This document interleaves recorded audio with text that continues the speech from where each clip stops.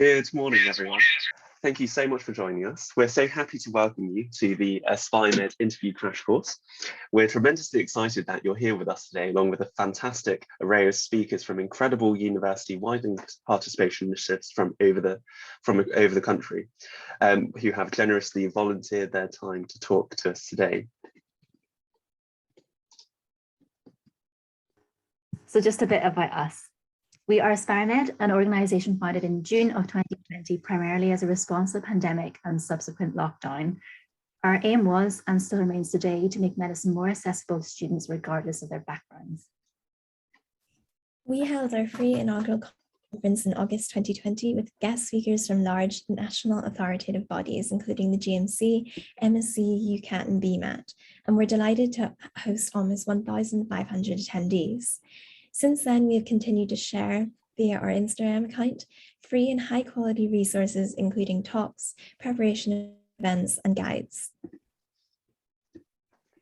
We've organised the interview crash course today because while the interview is the final step of the application process, we feel it might possibly be one of the most important, yet it remains a source of worry for many students. It may be the first time that many have sat in an interview and therefore may not perform as well as they would like, often not due to a lack of ability, but from a lack of experience. This is why we're launching our AspireMed mentoring program, which will pair aspiring medics with current medical students and NHS doctors to provide practice mock interviews and to gain insight into the role of a doctor. We've recognised that talking to someone in the medical field can help massively with their confidence and preparation. We hope that by attending our conference today and having further practice with mentors, that we can help you reach your full potential during the interview. But first, we have some important housekeeping to do. Thank you for reading and agreeing to our Code of Conduct forms.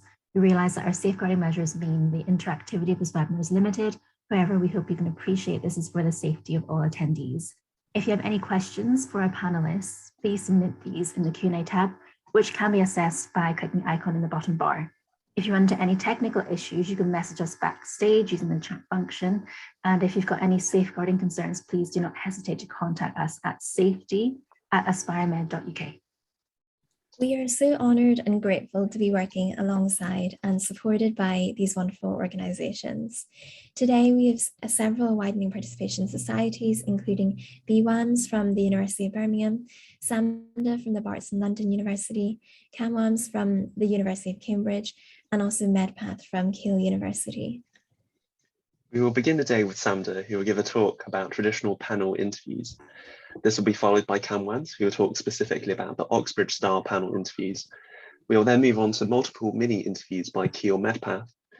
We will divide a morning with a short 15-minute break, which will be followed by a talk on medical ethics by BWAMS, and finally live demonstrations of traditional panel interviews and the multiple mini interview to finish the morning.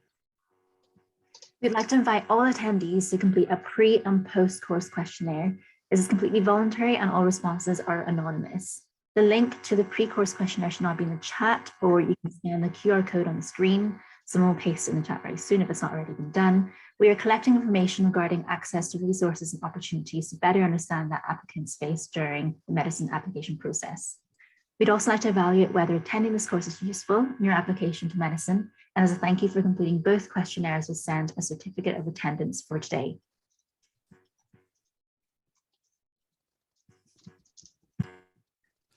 This is a list of our aims for today's interview crash course event. We hope that you will become familiar with the format of both panel interviews and MMIs, multiple mini interviews. We hope to improve your knowledge on how to tackle common ethical scenarios in medical school interviews.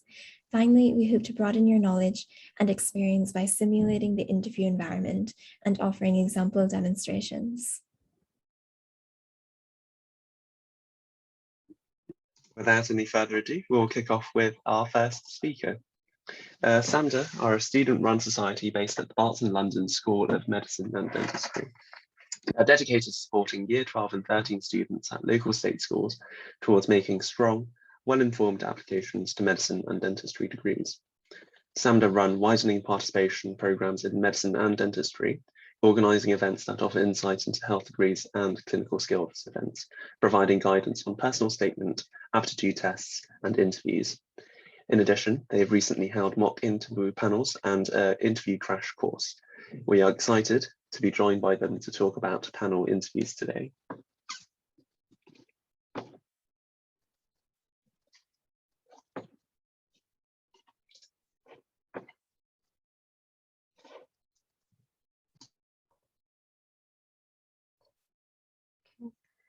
Hi, is it okay if I share my screen now? Yeah, absolutely. Thank you.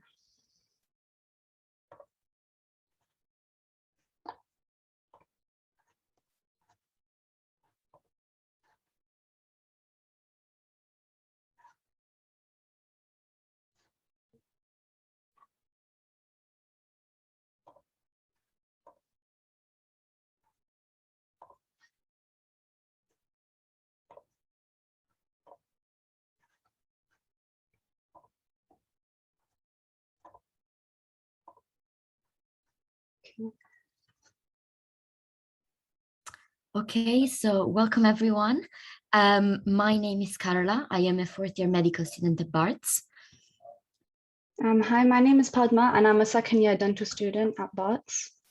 And today we'll be presenting on panel interviews. So who is SAMDA? This is a talk by SAMDA, and SAMDA is a student-assisted medical and dental applications volunteering society at Barts. And it's a student-run society with the aim of supporting students from local state schools towards getting a place at medical or dental school. So this is the plan for today. So we'll just run through why medicine, why this university, qualities of a good doctor, the STAR method, which is a method of structuring onto interview answers, questions asking about you, medical ethics, hot topics, how to prepare, and finally, just tips for the day. Okay, so let's start with why medicine. And this is really one of the most important questions that every panel interview will be asking at some point. And it might seem quite simple because obviously all of us, we've applied for med school. So obviously we do want to do medicine, but then to actually voice it out why we want to do medicine, it can be quite challenging. So really have a think about unique and personal reasons that have drawn you towards applying for medicine. And our advice to you is really to think about 2 or 3 points and expand on each one of them. So you don't wanna just give a list being like, oh, I like science, I like helping people, I like teaching, I like working in hospital. You just pick a few of them and then you can expand on why you like a particular field. So we've put here some things for you to think about. So are you passionate about the science and all the background learning that you will be doing? Are you interested in working with and helping people? Are you interested in lifelong learning? Because as a doctor, we're never going to stop learning. It's always a matter of getting involved in courses, doing exams and all that. Are you interested in large variety? So you can specialize in different things, but you can also create your own career around including teaching and research? Or are you drawn by the social and communication and sort of the teamwork and MTT aspects? So really have a think about some unique and personal reason, and consider mentioning your work experience as well, because that's really, for most people, that's what drew them to medicine and made them understand why medicine is a career for them. So if you're including work experience, this will show even more that you understand what the essential skills of a doctor are, as well as what the role of a doctor is and the challenges, which are the most important things, really. Okay, so next we'll talk about why this university. So this is a question that you'll be asked when you go to different universities for interviews, because they want to see that you've done research about that particular university and you are generally interested in going there. So to find out more about any university you're applying to, you can go to the university's website for your course, and you would find there like a lot of information on the course structure, such as topics that you'll cover in each of the years, like methods of learning, and you can use all of these things to back up your answers on why this university. So there are three main aspects that you might want to talk about. So firstly, it will be the personal reasons, like the location. For example, if you live in the city, then it might be just convenient to go to that university, and you can think about how you'll be, whether you'll be living out or commuting, and that's again dependent on the location. So just have a think about that. The support system, the atmosphere, which you can get a feel of if you go to open days. And with the COVID-19 restrictions, you might have gone to virtual open days.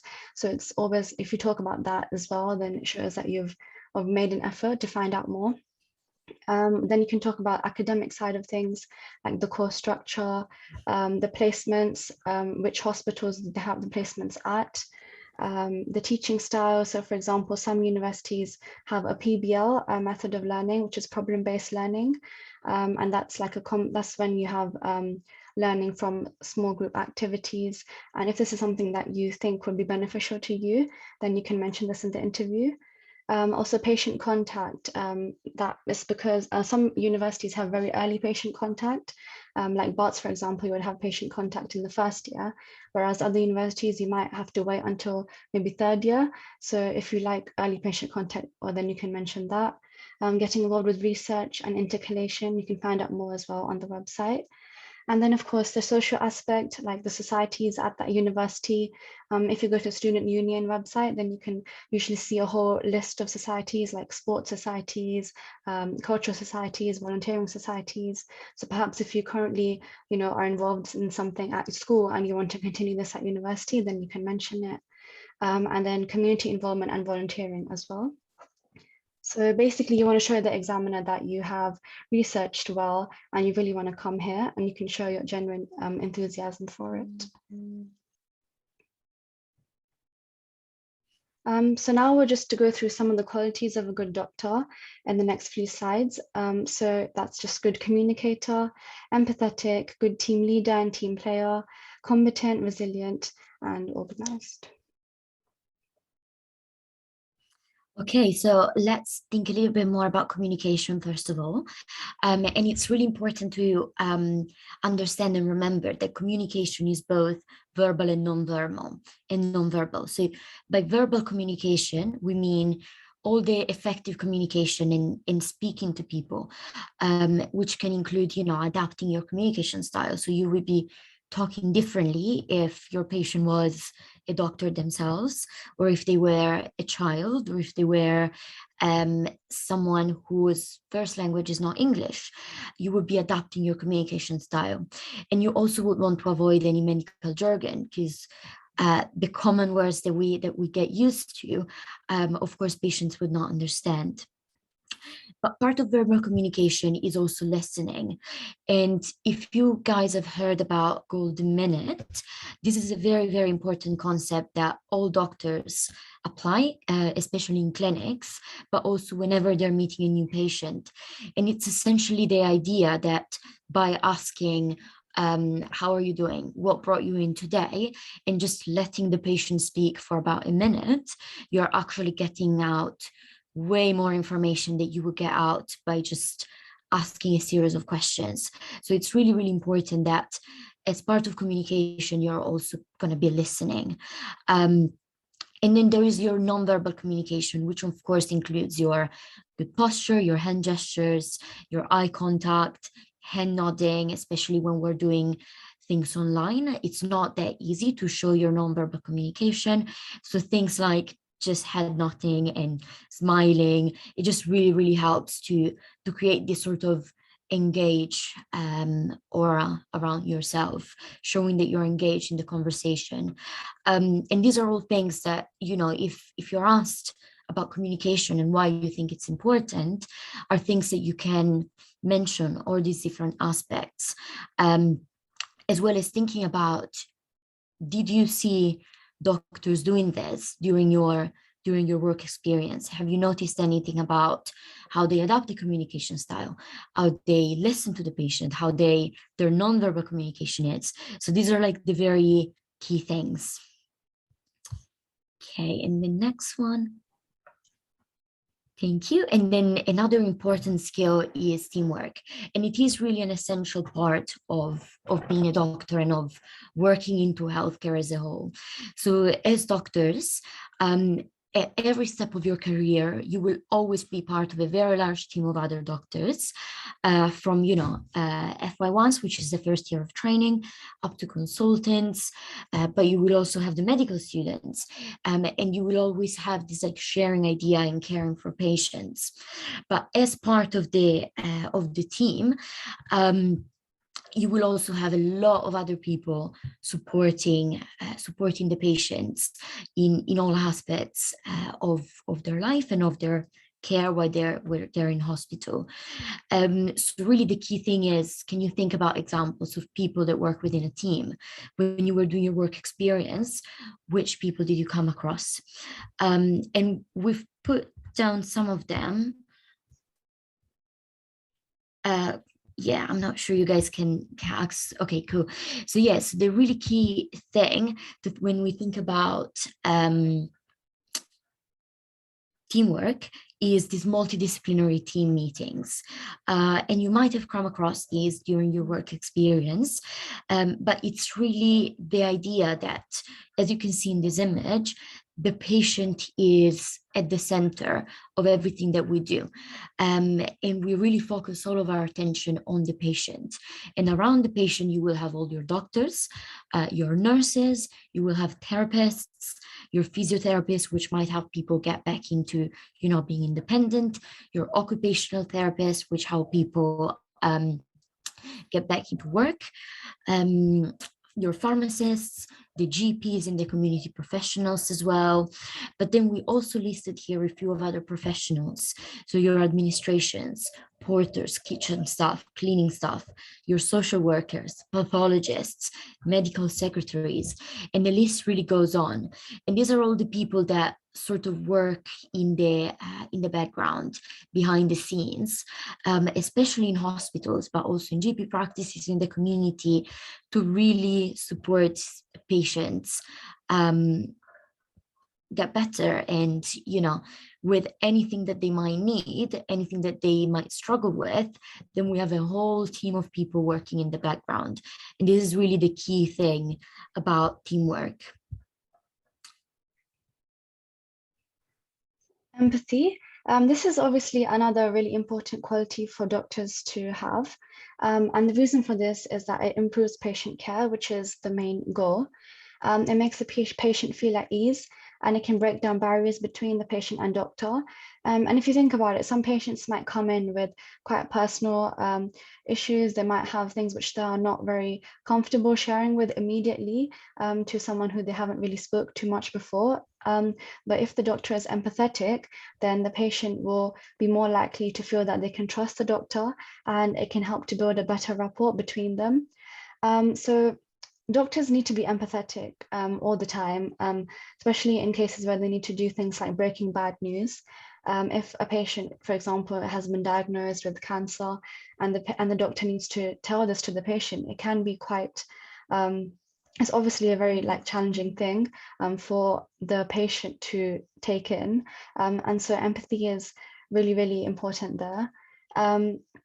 Also, if the patient has some personal things, like if they have an addiction, for example, and the doctor is asking about the addiction, like how many times do you smoke or how much do you drink, then the patient is more likely to be able to be honest and confide in the doctor. If they're having a hard time cutting down on their drinking problems, they're more likely to be able to tell this to the doctor if they know the doctor is going to be empathetic, rather than just kind of condescending. So in terms of providing good medical treatment as well, it's really important to be empathetic so that the patient can get the best care.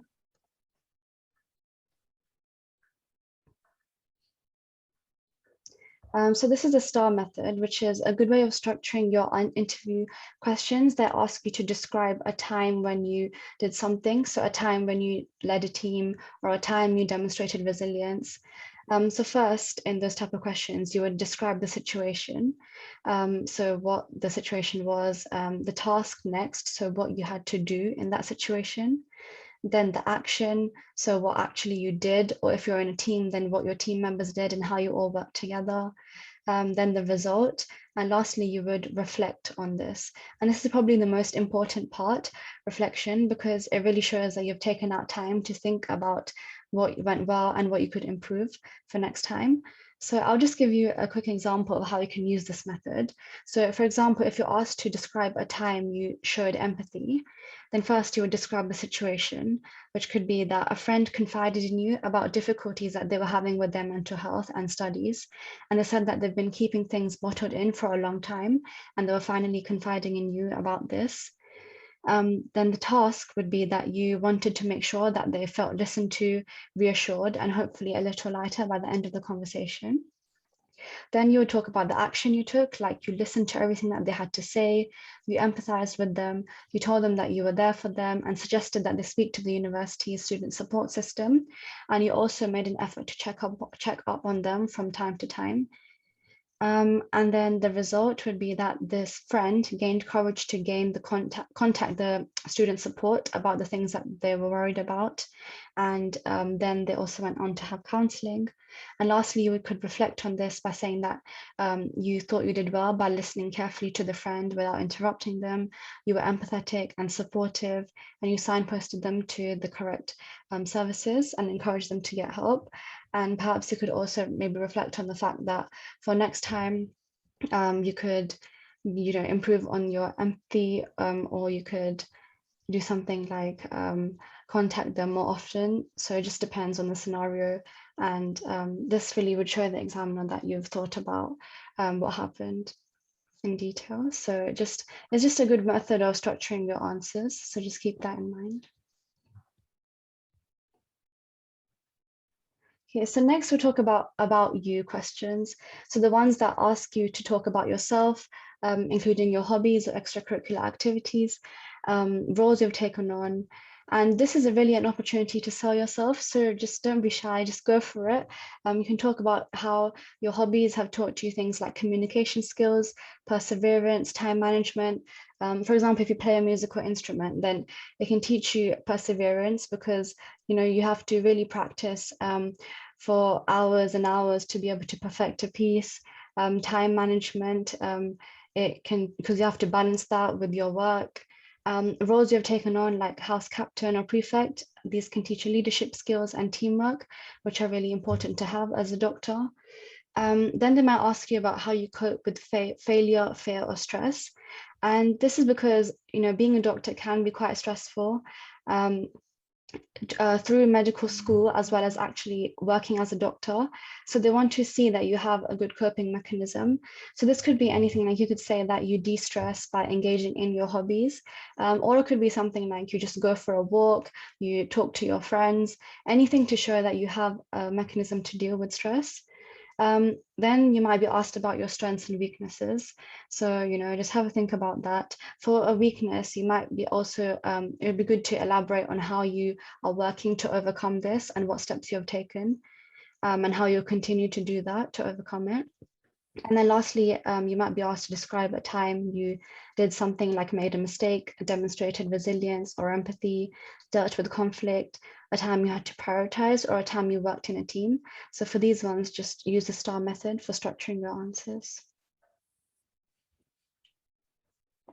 Okay, and so next are your medical ethics questions, which are, again, a very big bulk of what the questions are in panel interviews.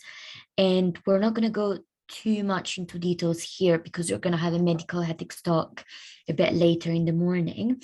But essentially, when it comes to medical ethics, and common examples as we put here could include euthanasia, resource allocation, abortion, organ donation.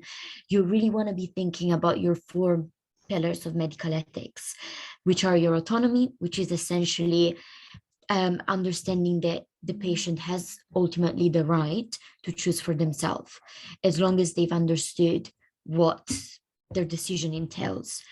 Your beneficence, so always keeping the best interest of the patients at heart. Non-maleficence, trying to avoid doing any harm on purpose. And your justice, making it fair for everybody and for the community. And the key message for this medical ethics talk is really to discuss all the different sides of an argument that you can think of.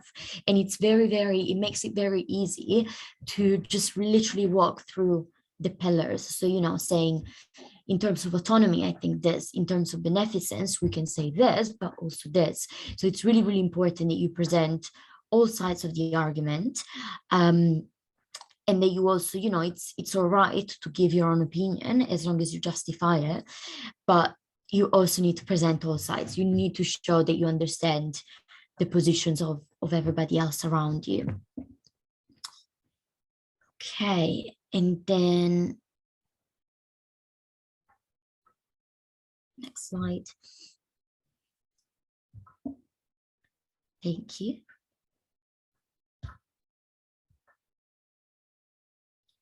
Oh, isn't okay, cool. Sorry about that. So, and then another type of questions which are kind of similar to your medical ethics would be your hot topics questions. And we've put here some examples and also some resources that you guys can look at. So your medical portal has some key background information on the main hot topics, and also BBC Health and BBC Science. They're quite nice areas where you can find sort of what's been going on recently.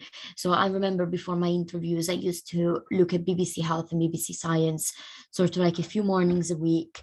And the articles are very short. So they literally give you a snapshot of what's been going on.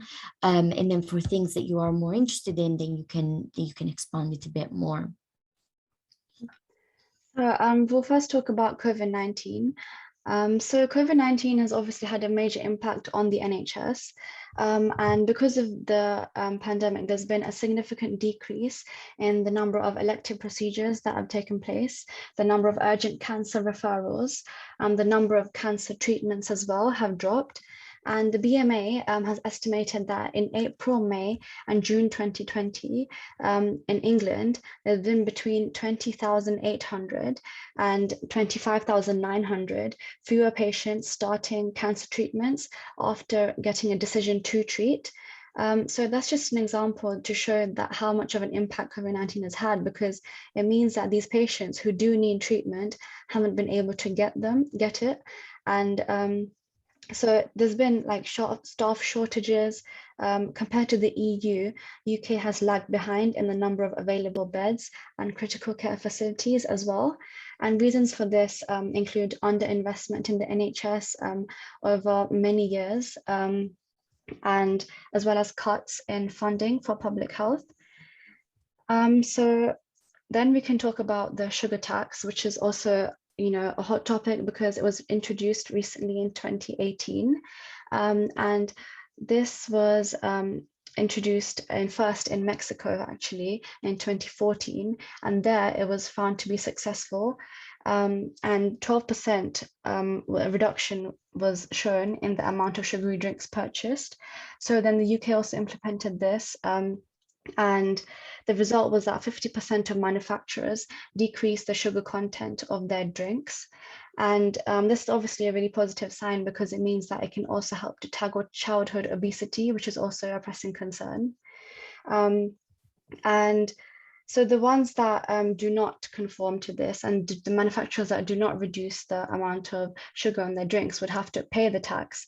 And this would mean that the tax would go to other things like funding healthy breakfast schemes and improving the PE equipment in schools. So to improve like sports facilities. However, in practice, the money hasn't actually gone there yet. This is something that you can look into more and do a bit more research on. Also, the number of sugary drinks that are actually consumed by people in the UK haven't decreased, but the sugar content has decreased, which means that it's a bit more, it's a bit less unhealthy, as you can say. So that's just a bit of an intro, but you can do more research on it. And if they ask you something like, what have you read in the news recently or any hot topics, then there's something you can talk about. Yeah, and so just in the interest of time, I'm not gonna give you a bit of background on the next two hot topics, but you can find quite a few information on the Medic portal, which I found it was quite useful. Some of you was asking if we need to memorize statistics for these type of questions. So you wouldn't need to know a whole lot of amount of statistics, but it is good to have a background about some of them. And your hot topics will be things that have been big in the news lately. So all common things that all of us should have a basic understanding about. And it's all right if you don't remember the exact numbers. You can say, oh, I think they were mentioning a number like 350 millions. But yeah, it's all right as long as you have a general understanding of what the background is for these specific topics. And mostly they would actually ask you, have you read something in the news that you found particularly interesting? So in that case, since you can pick your own topic, then it does look good if you know a bit more in details about those things. But yeah. Should we move on to the next slide? Yeah. Thank you.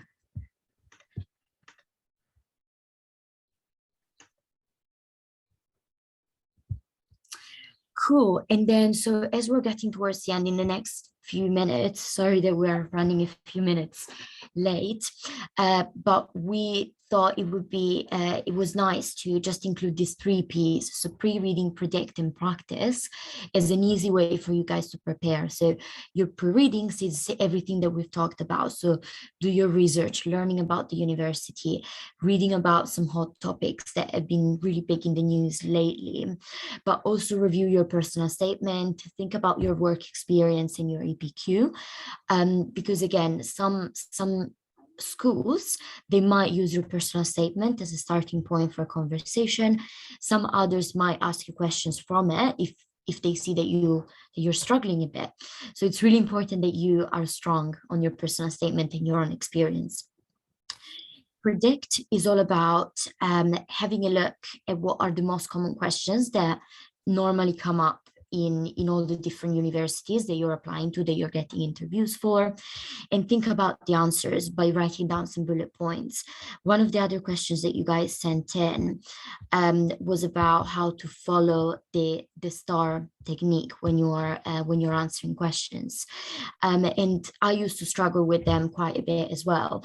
So what I did was writing down an example or two for each of the questions. So, one of the common questions can be, can you give me an example of a time you used teamwork? So I would have written down like this, like literally the STAR acronym, and then next to it, a few bullet points of things that I would talk about for each area of the STAR technique. And that really helped me get my structure when it comes to answering the questions, because I know it's quite hard to keep to the structure without sounding rehearsed. But if you write these bullet points for the most common questions, then it makes it easier and it doesn't feel like you are rehearsing when it comes to the interview. And then, like the take time with your answers. This was another of your questions. When do we know when to stop chatting? So as a general idea, universities say, you would want to not talk over a couple of minutes, about 3-4 minutes for the bigger questions, like why medicine, like tell us about the work experience that you've done. But yeah, and that counts with practice. So when you're practicing, you can time yourself, which is another point in the practice, so that you know that you're keeping to the time. And then be confident, be yourself, be personal. If you've come to as far as the interview stage, then you are a strong candidate, and the university does want you. So it's really the last step for you to for you to was going to say, yeah, to show that you're a good person and you actually want to do medicine. And then you have all the practice. So practice with everyone that you come across.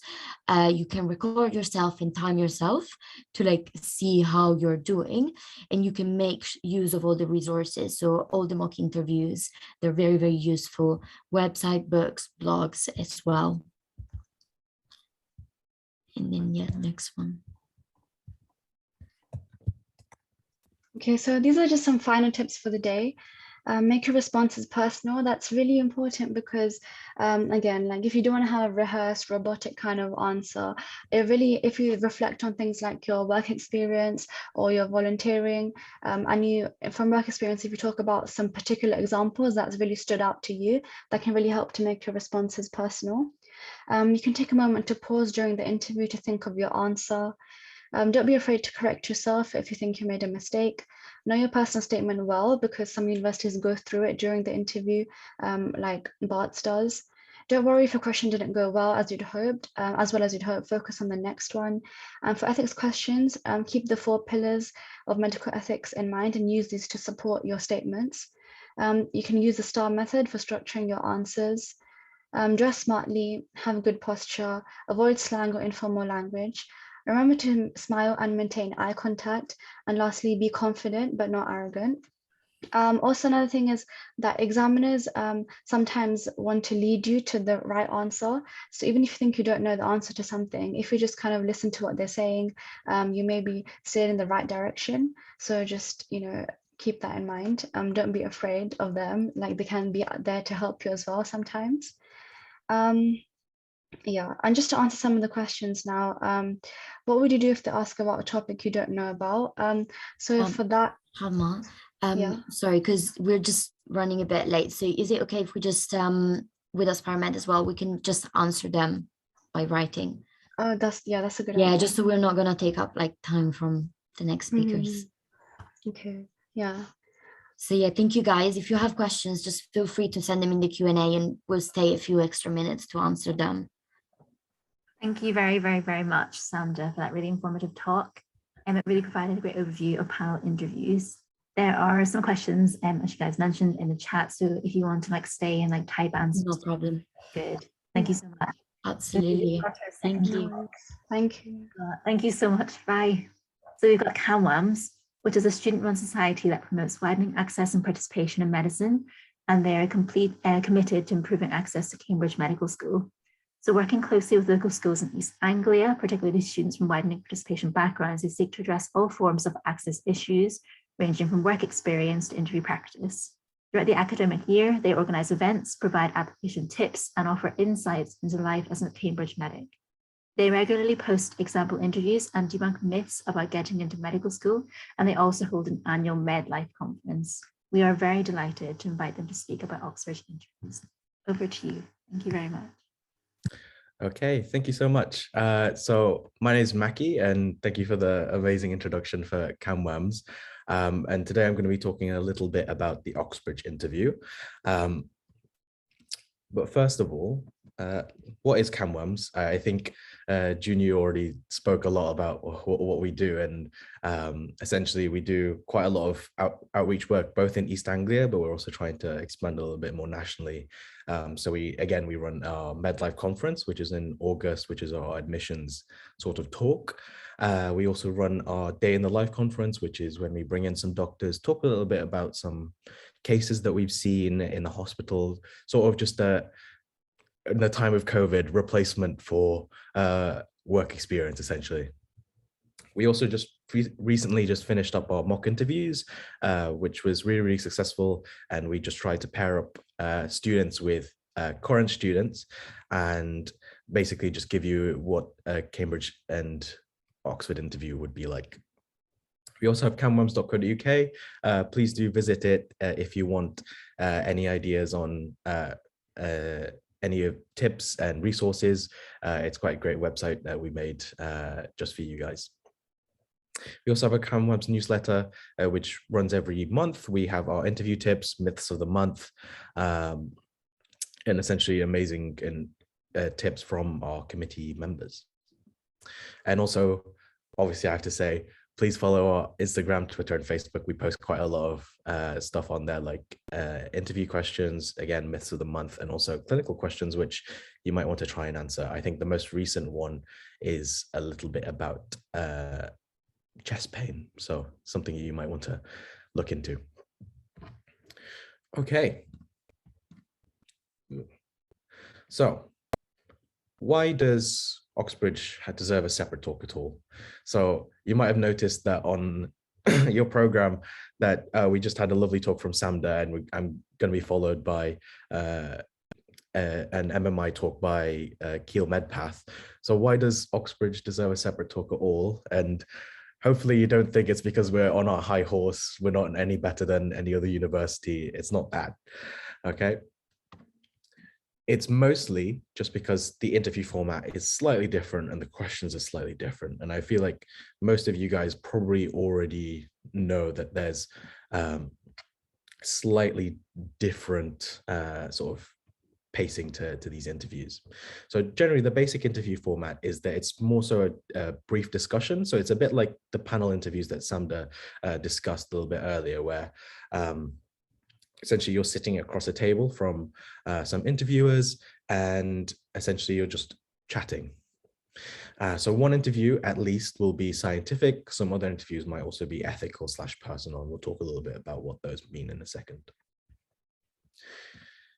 So one important thing, I obviously come from Cambridge, so I've had my Cambridge interview, but I'm also talking for Oxford as well here. So Oxford and Cambridge have quite similar interviews, but there is some differences between them. So first of all, in Oxford and Cambridge, you usually get 2 or 3 interviews. That's generally about the same for both. You might get a little bit more, you might get a little bit less. It really depends on the colleges. At Oxford, you usually get 1 interview at your college that you applied for. So for example, if you applied for St. John's, you'll get an interview at St. John's, but you also get an interview at another college or more than 1 college. So for example, if you applied for St. John's, you might get an interview at Magdalen and also, let's say, Balliol. At Cambridge, on the other hand, all your interviews will be done by your college. So for example, if you applied for Trinity, you'll get all your interviews at Trinity. So that's a slight difference between the 2.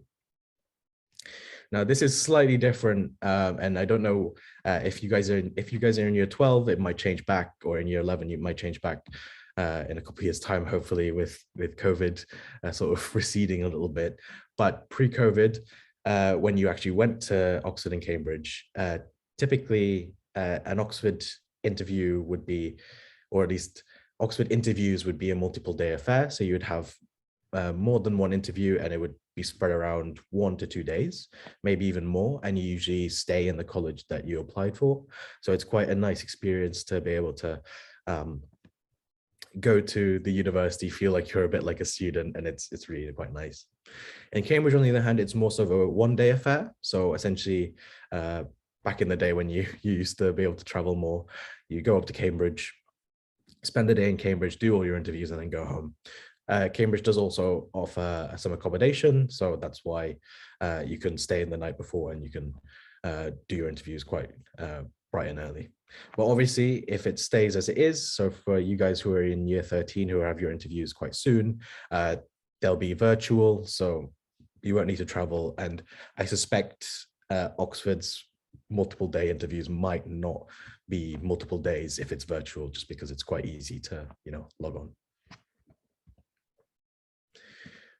Okay, so as I was saying a little bit earlier, one of the unique things about Oxford and Cambridge is we have quite a lot of scientific questions, and it's generally what you will get for a lot of your interviews. So for example, I didn't mention this earlier, but I go to Gonville and Caius College in Cambridge. I'm a 5th year medic, and for me, my interviews were 3 interviews. 2 of them were scientifically based interviews. One of them was scientific, but slightly leaning towards personal and ethics. And we'll talk about the 2 sort of types of interviews and the questions. But this is just an example question that I sort of made up here.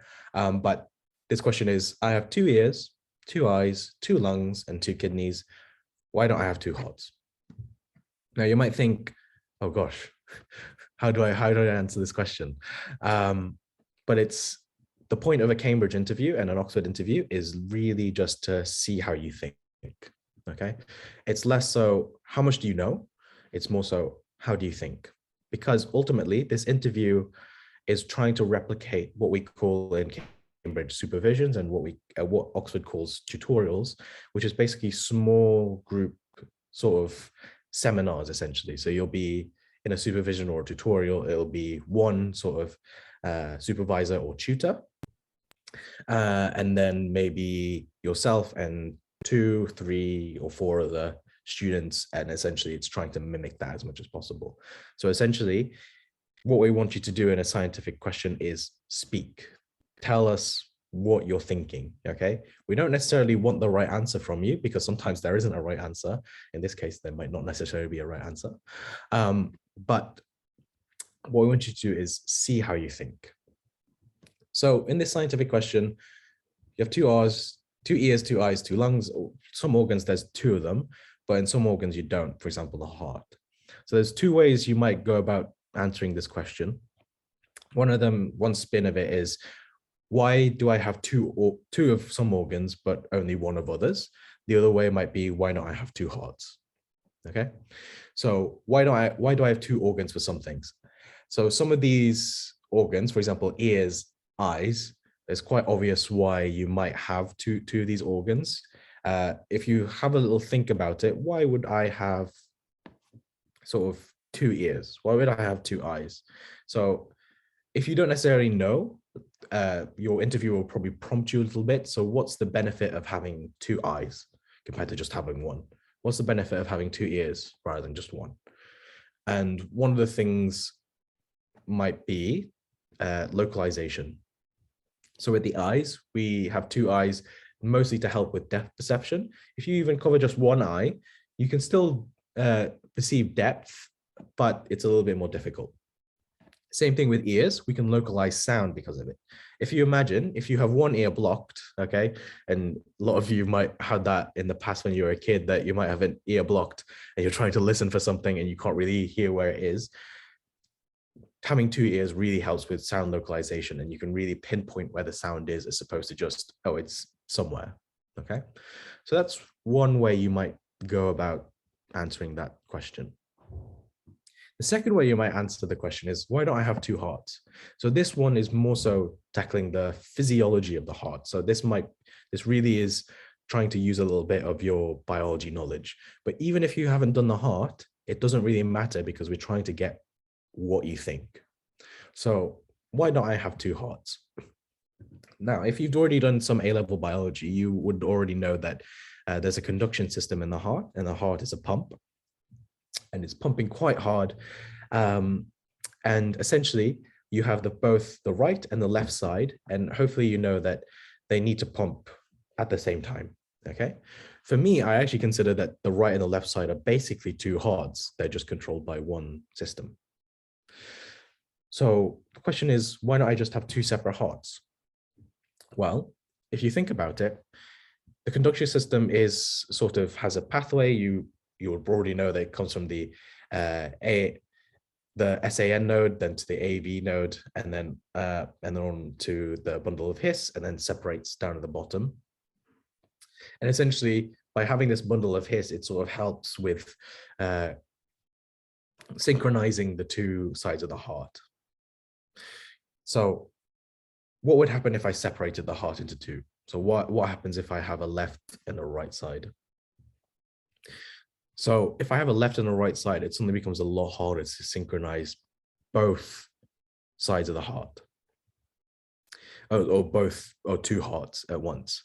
So essentially, you're having 2 pumps that may not be synchronized, and so they're pumping blood erratically, okay? And then an interviewer might ask you, so what's the problem with that?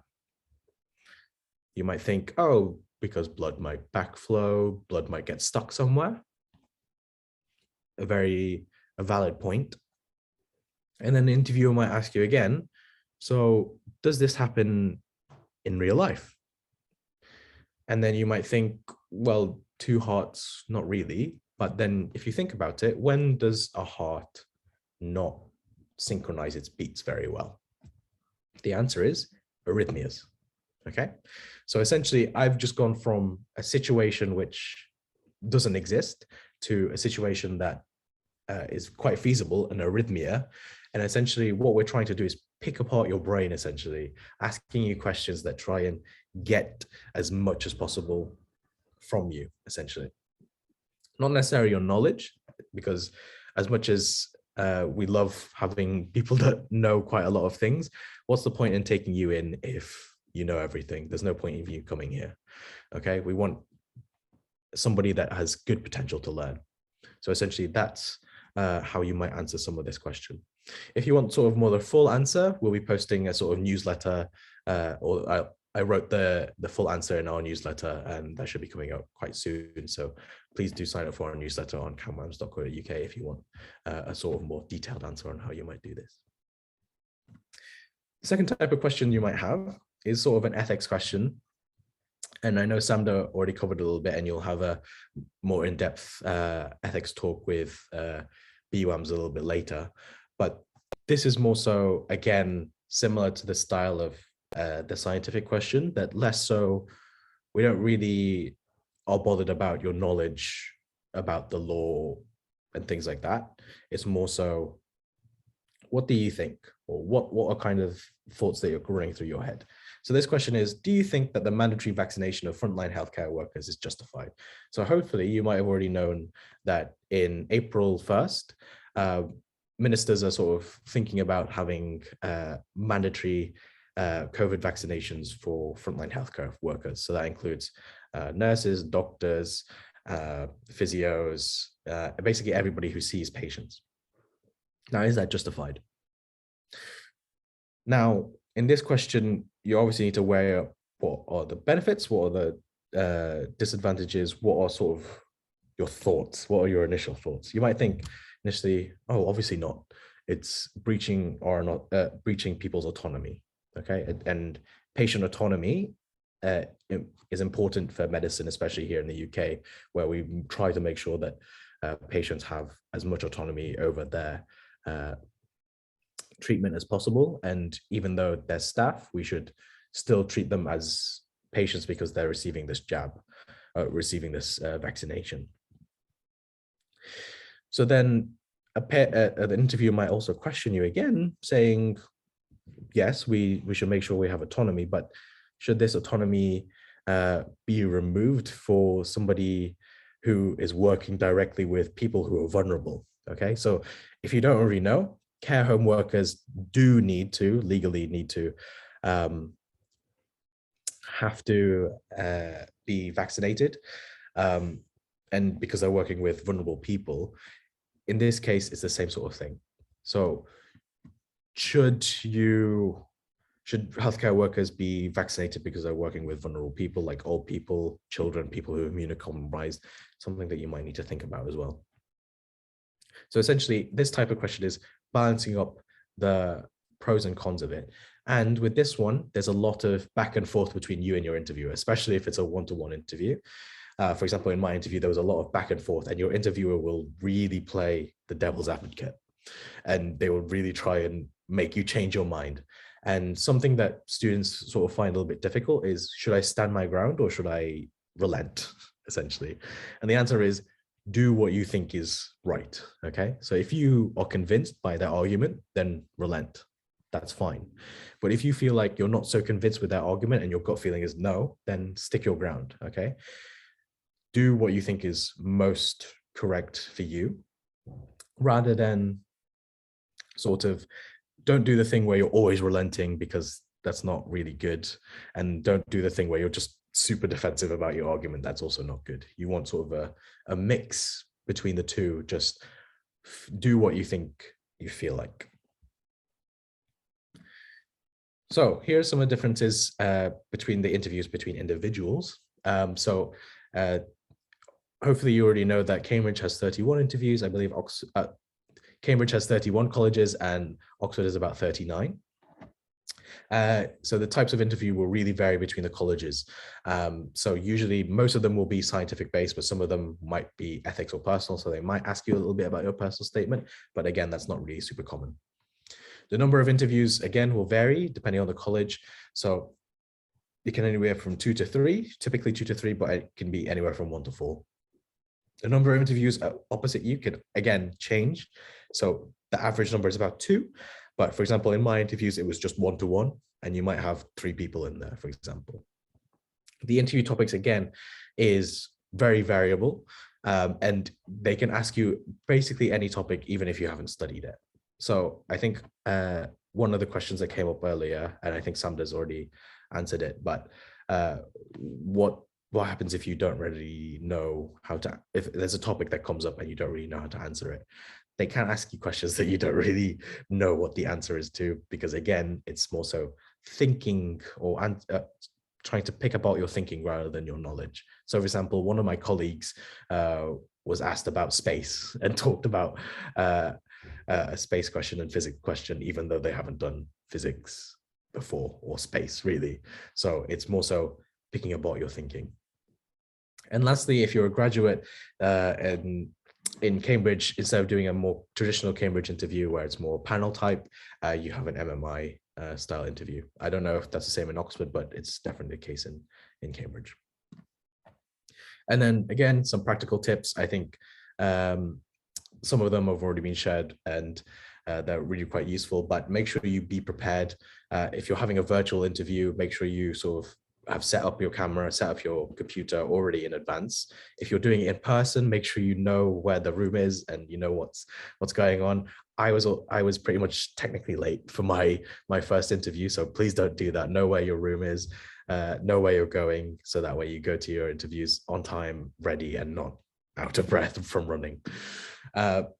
Make sure you think out loud. This is definitely something that you have to do. If you're just sitting there thinking and you're not going to say anything, then what's the point of teaching you? We want to know what you think because we want to help you guide towards the correct answer, or what the answer that, or come to a conclusion essentially. Let it go. So you're going to have more than one interviews, most likely. So like an MMI, and this also applies to an MMI, that please, after you've done your interview, don't sit there sulking, which is what I did, sulking in front of Pret and just crying, basically. Make sure you let it go. Don't let it affect your next interview, because at the end of the day, or the end of the interview season, the interviews come together and they actually discuss you. Okay, so if you didn't do so well in one interview, but you did amazing in your other interviews, your interviewers will be like, oh, maybe this person was just really nervous. This question might be too hard. So they will consider that fact. Next one is be yourself. So don't pretend to be anything that you are not. Don't try to be pomp and posh, because not everybody at Cambridge is. So just be who you are, answer the questions. What do I wear? In the era of virtual interviews, whatever you wear on top is just what's important, really. But you can really wear what you want. If you just want to wear a t-shirt, that's fine. Okay, you might think that, oh, Cambridge, you need to wear a suit and tie, whatever, and most people did, but you don't need to. I just wore a jumper, for example. And you can wear anything. And something that one of the professors here at Cambridge said about what do you wear is essentially, wear what you want, but make sure it's not something that, make sure we remember you by what you said, not by what you wear. So please don't wear something like a mankini to your interviews, because that won't look very good. And lastly, please do enjoy it. This is a really great opportunity to speak to leaders in the field, because Cambridge is a really big research university. And if you look at the course, we do quite a lot of research here. And although it's quite stressful, although it's quite hard, enjoy it, because it's a dedicated time of 15 to 30 minutes of discussing pure science or ethics, and it's really, really enjoyable. So please do enjoy it. So essentially, that was my talk. Please do follow us on our Instagram, Twitter, Facebook. Go onto our website. If you have any questions, feel free to email us directly.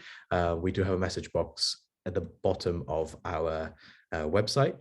I don't know if we have any more time for questions, but I'll stick around for just a little bit.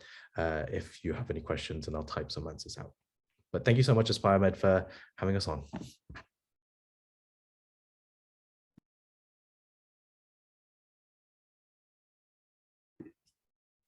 Thank you very much to CamWAMS and Mackie for delivering that very insightful talk, covering the differences with the Oxbridge panel interviews in particular. I think I speak for all of us when I say that there was learning in there for all of us, especially with the example questions and the logical approach you discussed. Just to reiterate, the newsletter that Mackie mentioned as well, which will have an in-depth explanation of the scientific question. So we do encourage you all to have a look at that.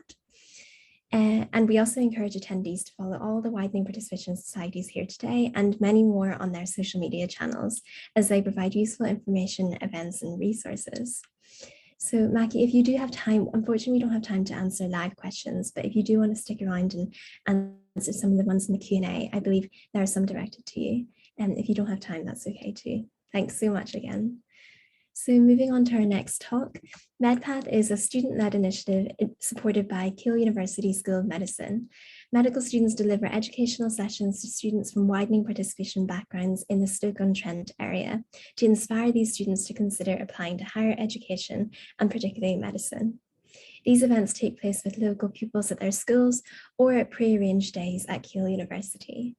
And Medpath have also recently held a very successful MMI's multiple mini interviews course.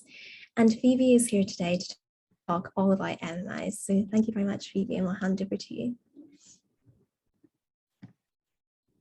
Thank you very much. Is it all working, Wenton? Yes, I can see and hear you. Amazing. It's been a long time since I've used Zoom, put it that way. So hi everybody, thank you so much for joining us today.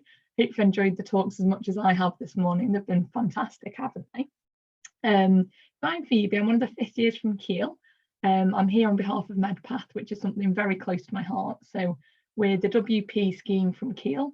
We do loads of outreach things, and we're so excited to be here again with AspireMed. We love helping out with their sessions because their events are always fantastic.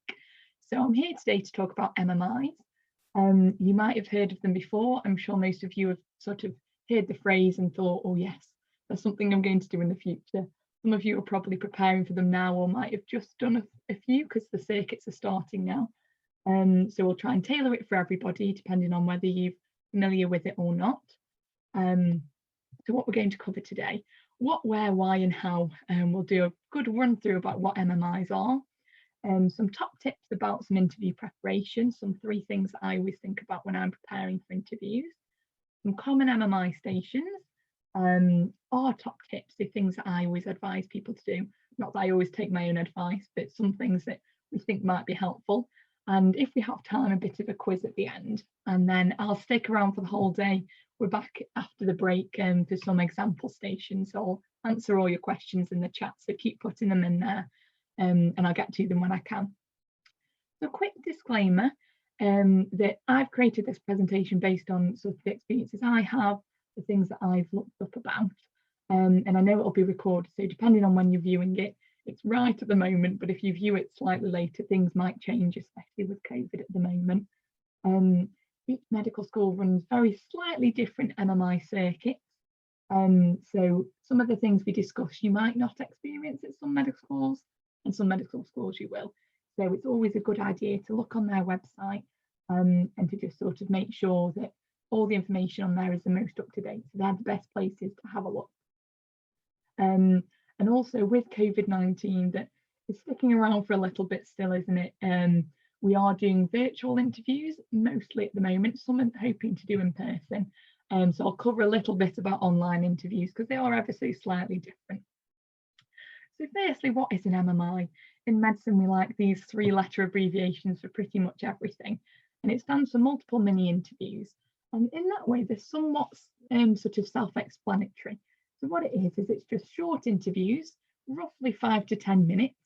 And then you go round in a circuit. It's almost like speed dating, I always think. So you go into a station for 5 to 10 minutes, you come out and then go into another one. Most medical schools, they have about 10 stations. Some have up to 14, some have a little bit less. But roughly 10 stations is what most of them have around. And that usually means about 2 hours of your time. So lots of medical schools have you in for half a day. Some do different activities. So you might go on a campus tour, you might get to meet some of the medical students, some of the staff. It's all very different depending on the medical school. It's usually done and dusted within about 2 hours. Unlike the panel interviews, where you tend to just have a few examiners for your whole time, each different station has a different interviewer. That might be a professor, it might be a medical school staff member, it could be a student, it could be a member of the public. It's very varied depending on the station, and each station will have a different task.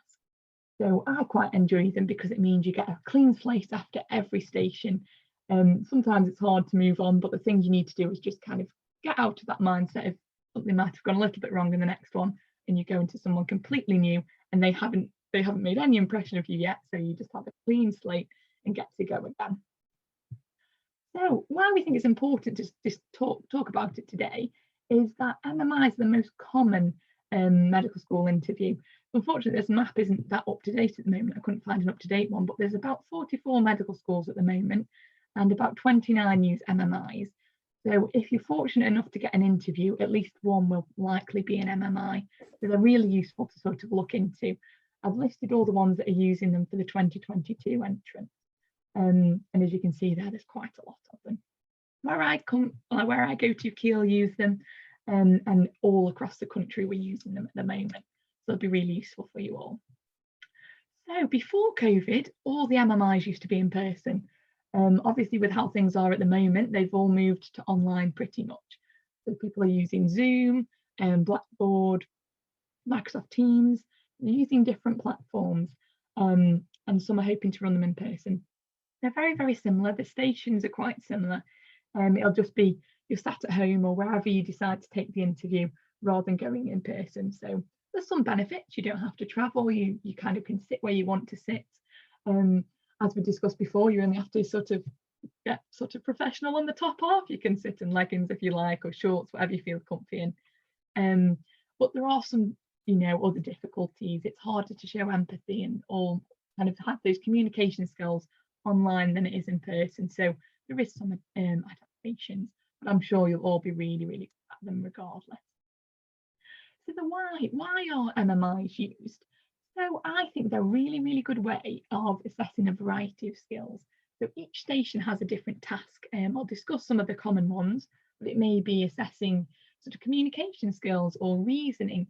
As some of the previous talks have discussed, there'll be medical ethics stations, and we'll have a really good talk coming up after the break about that.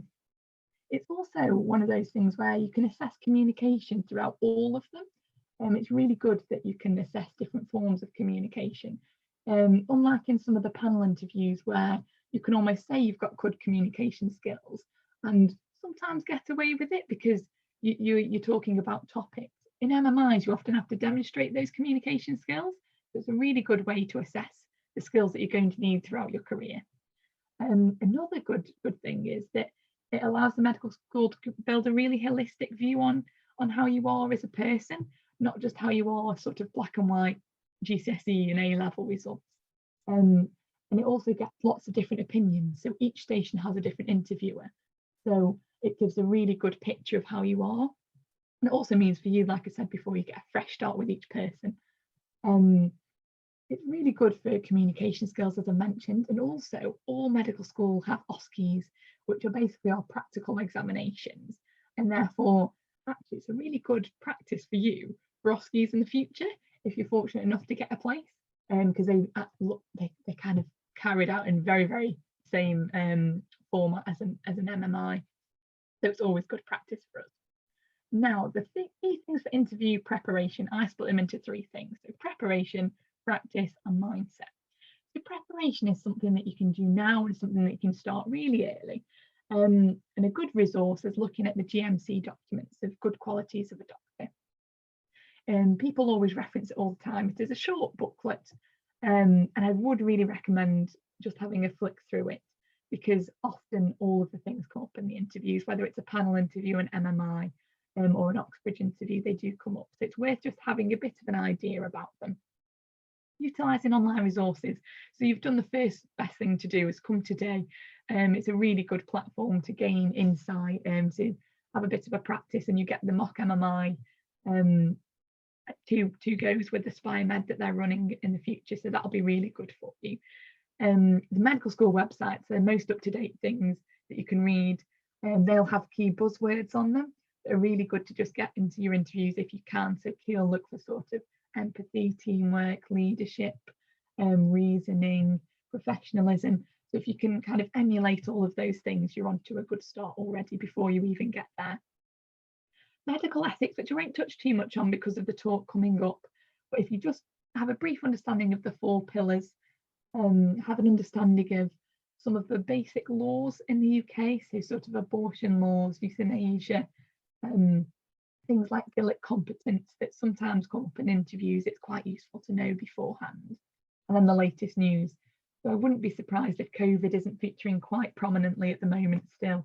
It was last year. So just a little bit of an update about where all the latest medical research is, not about all the complex things that are, you know, are very speciality specific, but a rough idea about what's happening in the world at the moment. And then practice, practice, practice. So try discussing what you learned from your work experience with your friends, your family, your teachers, anybody that will listen to you, chat away to them, because it's just practice speaking to people. It's really, really helpful that when you get a little bit nervous and put on the spot, if you've done it before, you'll feel much more confident about it. I always say just chat to anybody you can, whether that's a cashier, whether it's somebody, you know, when you're in Primark or Aldi, wherever you are, just practice just speaking to people if that's something you're not normally used to. Just push yourself out of your comfort zone, and then it'll be easier on the day. Practice presenting anything that you fancy to friends, family, because you will be asked questions, and it's important to be able to speak back logically, slowly, take your time, and if you've had practice doing that, it's a little bit easier. And then if you can, attend mock MMI sessions, whether that's from your school, outreach places like Keele, Medpath, or all the other WAMS societies are really good with their mock MMIs, or with your AspireMed sessions, so they'll be really good. If you aren't fortunate enough to be able to get onto one of those programs, if you know anybody else that's applying to medicine, make your own circuits up, get some practice stations. The GMC have some practice stations on their website, and the MSc do as well. So you can use them, just have a practice yourselves. It's a little bit more difficult, but it's better than nothing. And then mindset. I think this one's really important. So looking after yourself is the most important thing, because you can't do your best if you're not feeling your best yourself. So mentally preparing before the interviews is really important. It's not just all on the day. So sort of the practice, the preparation gets you there, but also doing the things you enjoy, making sure that all your schoolwork is up to date, so you're not sort of stressing too close to your exams. If you've got your interviews coming up, it's important to try and get everything else out the way so you can focus on those a little bit. Having a good night's sleep beforehand. So if they are in person and you've got a far way to travel, maybe look at trying to move, you know, have a stay overnight in a hotel or something if possible, or if the universities offer accommodation. If it's all online, just make sure you get a good night's sleep beforehand. Food and drink, so a good breakfast in the morning if you're like me and need to have breakfast before you function. And then breathing in between the stations. And remember, don't take the baggage from the previous station with you. Move on to the next one, and almost forget about it if you can, if you don't think it's gone that well, because I can guarantee, even if you think it's not gone that well, it's normally gone better than you think. So don't worry too much about it. There's some common MMI stations that pretty much come up all across the country are communication skills stations. We'll go into detail on the next slide about some examples, but they might be sort of role play stations with sort of an actor that you have to talk to. They might be instruction giving stations. They might be Breaking Bad news stations. There's lots of scenarios. If you think about what a doctor might encounter in the day, or what you might encounter as a student or as a friend, they're really good places to start, because we often use similar scenarios. Data interpretation and calculation. They can sometimes either be with an examiner, or you might just have sort of 5 minutes to sit with a sheet of paper and some tasks to do. Each medical school is slightly different, whether they actually have an examiner there. Sometimes you just have a piece of paper and you hand it in if you're in person. If you're online, it might just be a screen where they ask you to work out calculations. Medical ethics will come up on every MMI, so it's worth looking into. Motivation and resilience. So these are things where you can sort of prepare a little bit beforehand to make sure that you've got examples of where you've shown resilience in the past. Make sure you've really reflected on your work experience and shown that medicine is something you want to do and that you're dedicated to. And think about how you're going to show that, not just tell us, but how you're going to illustrate that. If you haven't already sort of written a diary on your work experience, I found that really useful, just to write down some key things that I learned from my work experience to bring into interviews. Situational and professional judgment. A key one on this is we're not expecting you to be doctors. We're not expecting you to be able to make all the life-saving decisions. It's more just that thought process, like we CamWAMS have just discussed, kind of how you think about things. So logical reasoning, you know, kind of prioritizing tasks in order of urgency or order of importance. And if patient kind of safety is brought up, that's always your number one. Patient safety always comes first. That's a good top tip if that's ever in the scenario. That's the same as reasoning and prioritization, really. And then group activities. Some medical schools have almost like a group MMI. So it'll be where you have to do a task together. I've always found these ones probably the hardest of the stations, because everybody's trying to show teamwork, leadership. Everybody is trying to do everything. And sometimes it takes one person to take a step back, but everyone's also trying to show all the different qualities. So I think for that one, try and stick to what you know, stick to what you're good at, because I can guarantee each person in the group will have a different kind of skill that they bring to the mix, and really try and learn that early on. And you'll do much, much better at the task than all of you trying to argue over who's going to be the leader, if that makes sense. So the communication stations, as I've mentioned, often are sort of breaking bad news or consoling somebody that's upset, because showing empathy and being able to communicate with somebody in that way is something that you'll meet in your daily life and as a doctor. So it's a really good station. Dealing with challenging patients, so it might be somebody that's upset about the care they've received, or somebody that's wanting to go home and doesn't quite understand why they need to stay into hospital, and it's just about listening to them. With the challenging patients, it's all about active listening. It's not having the right plan. It's not, you know, there's no right answer. It's just listening to them. Sometimes they don't feel heard, so really listening to them is the most important thing you can do there. And instruction giving, so that might be a task to describe a picture to somebody, or tell somebody how to use an inhaler. It might be something really basic. I had one where I had to, you know, put on a sling and also talk to somebody. So if it's something that you've not done before, there's often a little video to show you how to do it. And the skill actually isn't, are you doing it right? It's how you actually explain yourself. Are you talking slowly? Are you going through it logically? Are you checking that the person understands what's going on? So advice for these stations is read the scenario really carefully. So you often have sort of a minute to read the scenario before you do the task, or you might have them all in one go at the start and you get to review them as you go around the circuit. But actually really understand two things: what your role is. So are you a passerby? Are you a medical student? Are you a doctor, which is less common but sometimes can be the case? And what is the task they want you to do? So sometimes they disguise the task as putting on a sling, but what they're really assessing is, can you talk to a patient? So really try and narrow down what it is they're assessing if you can in that time. Don't get sidetracked with all the complicated things. Just stick to what they've asked and then you'll be really, really good. Active listening. So let the kind of simulated patient or the actor talk, and really use non-verbal communication. Obviously on Teams or online, it's a little bit more challenging, but trying to use eye contact, i.e. just looking at the screen, nodding or using those filler words appropriately is really, really good. Adapting your tone, vocabulary, depending on the circumstance. So if it's a child, you talk to them very differently than you would sort of an elderly person. Or if it is a doctor, you might change how you speak. So you can maybe use a little bit more jargon. Whereas if it's a patient or a member of the public, don't use any of the fancy words. Even if you think that's what you need to, you don't need to. Just pretend they don't know anything and go from the basics. take your time and speak clearly. So some of you might have found today with being online, there might be bits missing, there might be cutting out of audio. Be aware of that if you are online. So if somebody says to repeat something, it's not that you've done it wrong, it's probably that they've had a bit of a Wi-Fi problem.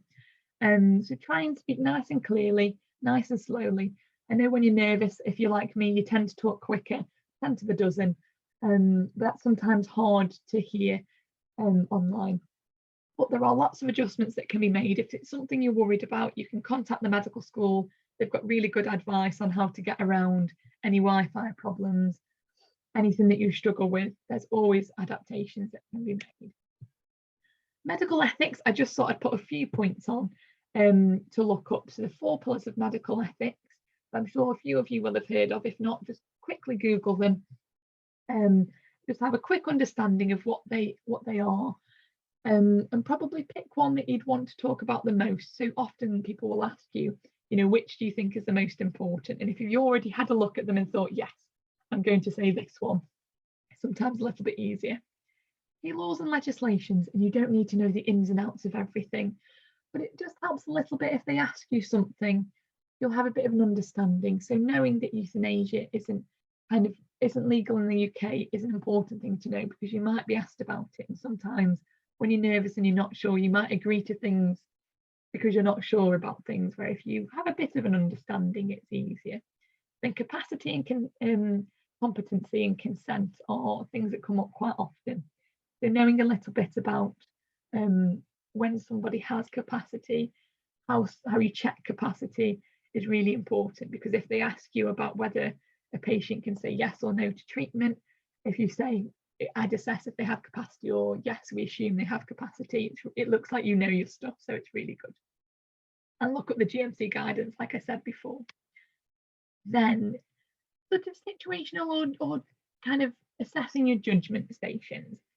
Number 1, patient safety. If there's anything to do with patient safety, that comes first. Remember the same principles as we touched on in the communication stations. It's all about how you communicate to people.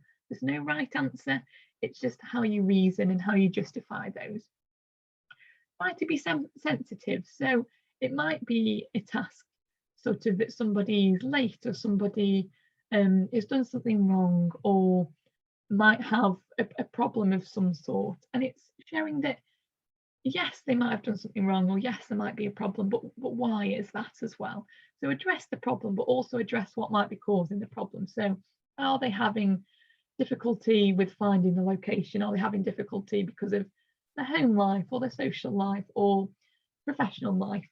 Try and empathize with that as well, because that's the kind of qualities we're looking for a doctor. We want you to be able to be empathetic and understanding. Work through the scenarios step by step. It doesn't matter if you don't get to the end. Some of the scenarios are quite long. If you're going through it logically, that's all we're looking for. We're looking for you to go nice and steady through the task. Motivation and resilience, which we touched upon. There are some things that you can prepare for this one. So things like, why do you want to study medicine? When have you shown resilience in the past, or teamwork in the past, or examples of leadership skills? Really reflect on your work experience before you come, because most medical schools will ask about it, and it's your chance to show off and show what you've learned, because you can't get it all on your personal statement. It doesn't do it justice. And in Keele we have the roles and responsibilities form, and it's a little bit better, but it's still not as good as you talking through it, and we can really show your passion behind it. So look on each medical school website for their buzzwords. So under their interview section, they'll often have 5 or 6 things that they're looking for, and if for each kind of interview that you have, you try and get those buzzwords in, that looks really, really good.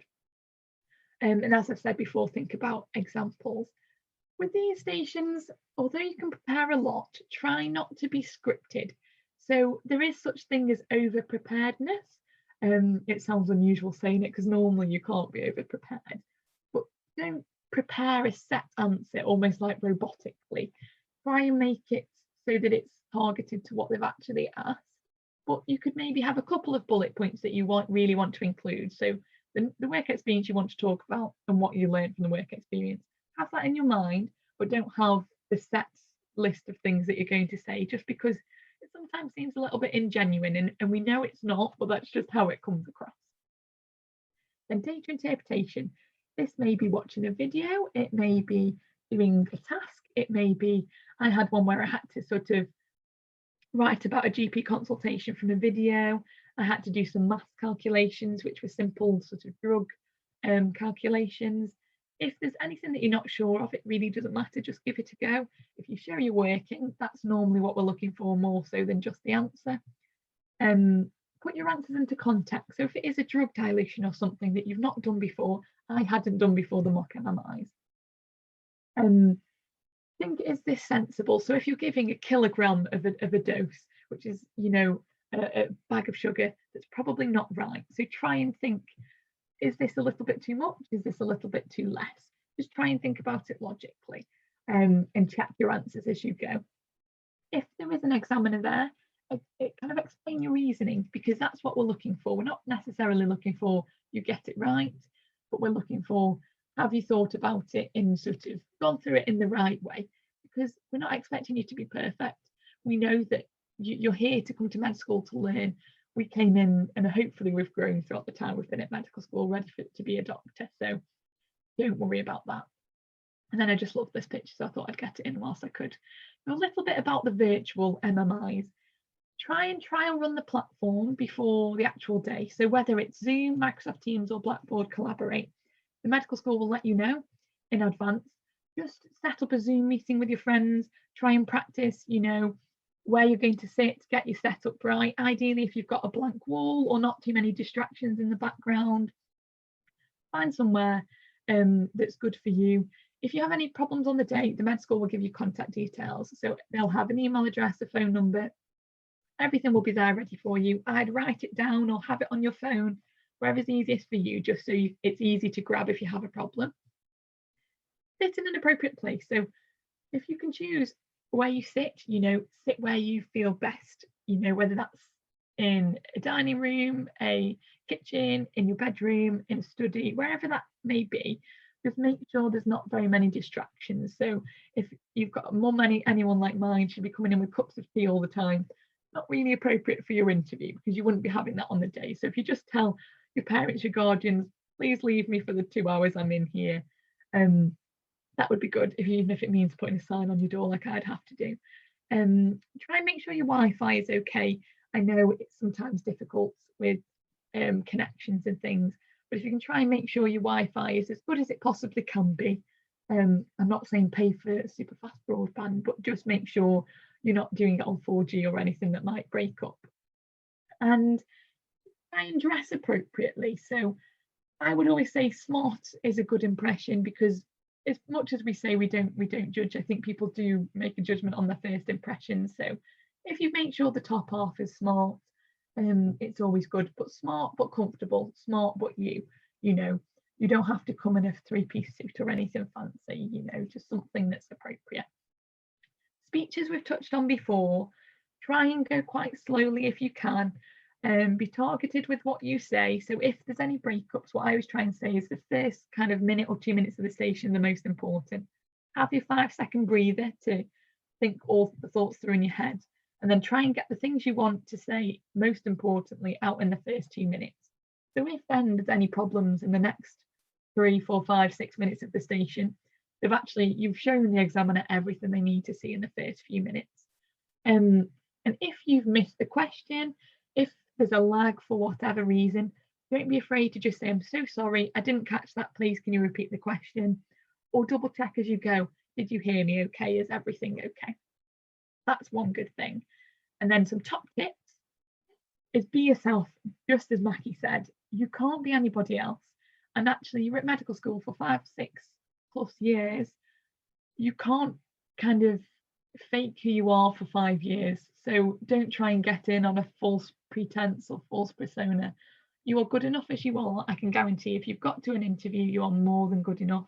It's just things happen on the day, or we're capped at how many people we can have. It doesn't mean you're not good enough to be a doctor. So unless you're somebody that swears every other word, don't change anything about yourself other than try and be confident, try and be clear, and that comes with practice. Don't over prepare, as I've said, so carefully think about things that you want to include, but don't script the answers, because it does come across as you're quite robotic, and it's unusual if you haven't seen it before. You just try and prepare enough that you're confident and you're sure of what you'd like to say if they ask you, but also being not too over prepared doesn't throw you when something comes up you're not quite sure of, because you're able to adapt. Read the scenarios carefully. So you'll probably have 10 or so tasks to try and keep each station individual. Forget about the last station and just look at who you are, what the task is, how long you have, and then you'll be able to keep to time and keep on task. Offer examples where possible. So I know people have touched upon this earlier. So there's no right answer. Don't dwell on kind of anything that you've said before, and try and give examples. So don't just say I'm a good team player. Say I'm able to show my good team working skills by this example. So, you know, whether it's DV or I organised this, I've done a group project in high school, or etc, etc, etc.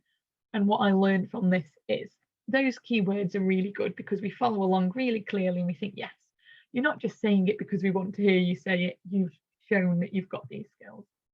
Look after yourself and look after those around you. So I think this goes for everyday life. We're looking for you to show empathy, compassion, and sensitivity. So show that to yourself as well. Look after yourself during, before, and after MMIs. Don't be too upset after them if you don't think they've gone to plan. Move on, kind of look forward to the next set of interviews if you have them. And if they are in person, talk to your colleagues. They're all in the same boat. You're all nervous. Sometimes it might be best if you just sit on your own, if that's how you deal with sort of stress and anxiety. I'm someone that likes to talk to people, find the people that want to talk and get all that nervous energy out, and help each other around you. If they have questions, answer them. I always say, as soon as you walk through the medical school, your interview started. You know, they are looking for you to be human, looking for you to be empathetic, not just in the stations, but with each other as well. If you're online, you can't, you unfortunately won't get that camaraderie. So talk to whoever you live with, talk to your friends beforehand, get in that mindset, and it'll be really helpful. And then practice your communication skills and active listening. So listen to people, really think about during conversations what you're learning, what you're gaining from it, and your communications assessed on every station. So really practice talking to people, taking your time, speaking nice and slowly, and that will be really helpful. Right, I have till half past, is that right? I'm out of time for the quiz then, actually.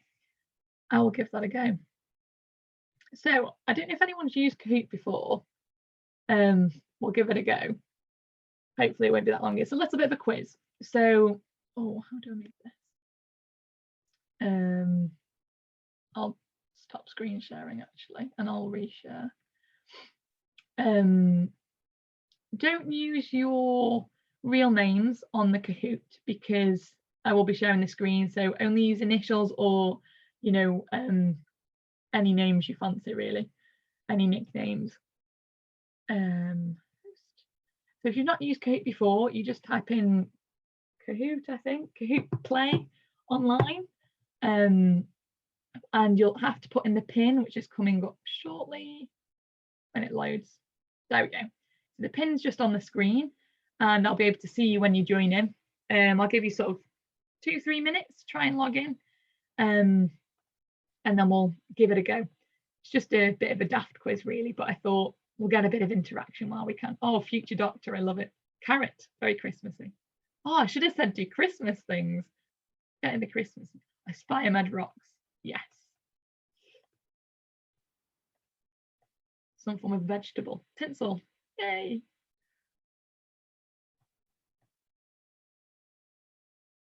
Reindeer star. Santa. Oh, fabulous.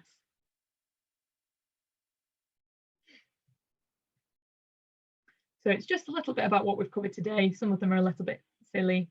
They're just 10 questions. And we'll finish up after that. And then, like I say, if you have any questions, put them in the chat. I'm here all day, well, all morning. And we'll try and answer as many as you can. Just keep putting them in the whole time and we'll get to you. I'll just give you one more minute just to log in if you can.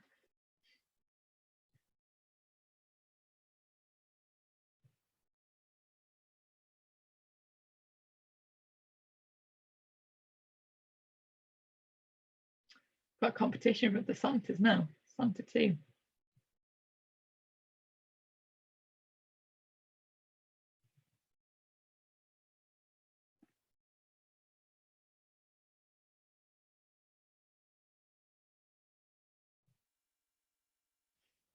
If you haven't played Kahoot before, it's just you press the answer you think's right. There is a time bonus, so the quicker you are, the more points you get. Unfortunately, with it being virtual, there is no prize. Normally it'd be chocolates, especially at this time of year, so I apologise. You'll get a round of applause from us all.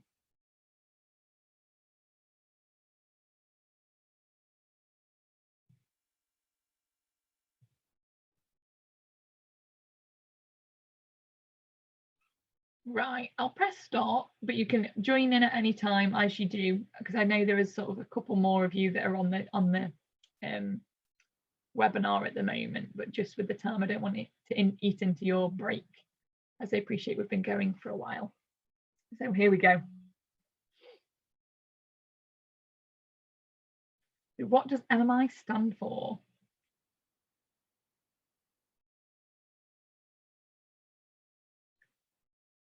All very quick.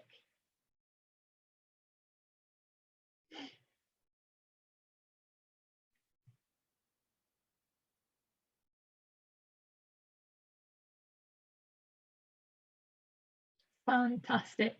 Pretty much all spot on there. So multiple mini interviews. Not much more to say on that one, really. You're all very quick at that one. True or false? MMIs are the most common medical school interview.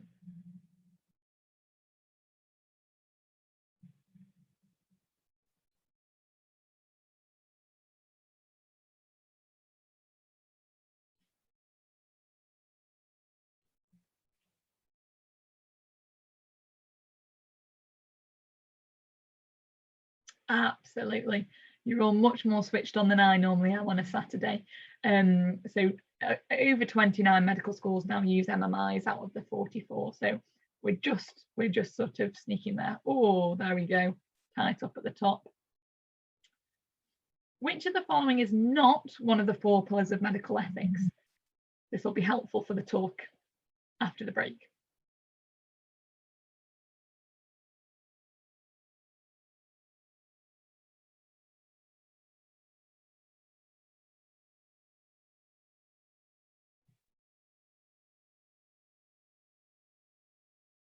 Wonderful. So the missing one is justice, but well done for nearly everyone got that spot on. Honesty is a really important quality though, just not one of the 4 pillars. True or false? Patient safety is always a great point to mention.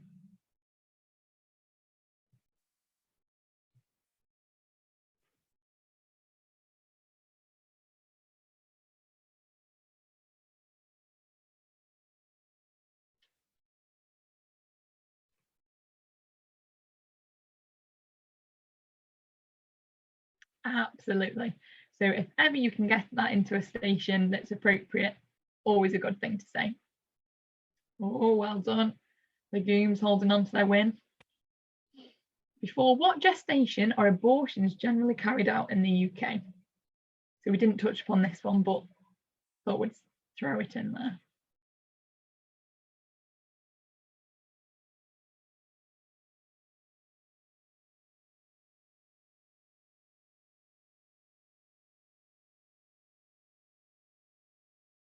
Well done. So if there's a risk to mum or baby, they can be carried out later, whether that's sort of genetic abnormalities, mother's mental, physical health, but otherwise up to 24 weeks is the right answer. Well done. People have done lots of reading already. Next question, so true or false? Euthanasia is legal in the UK.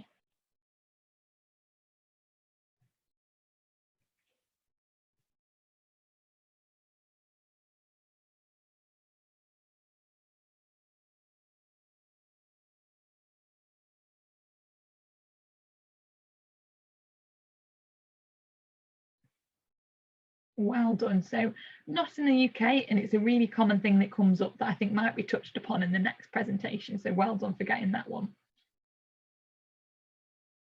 Number 7. MMIs have not typically been carried out on which platform?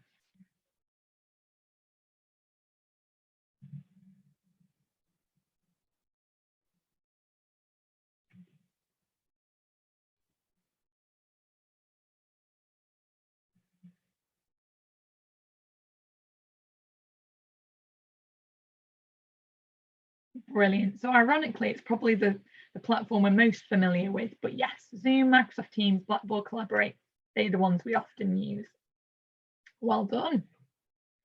Nia is winning. True or false? You can ask for a question to be repeated during an MMI station.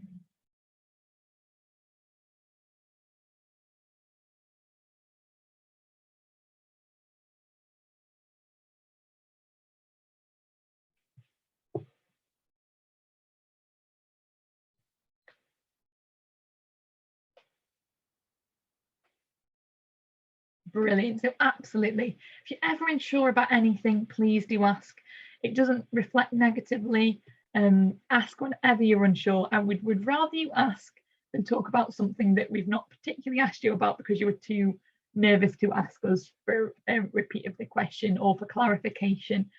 And it's also okay to say you're not sure. If you're not sure of the answer, it's okay to say, I'm not really sure about the answer to this question, but this is my reasoning, or this is what I think at the moment. That is more than okay. Well done. This close up the top. True or false? Medical schools do not use group stations as part of their MMI circuit.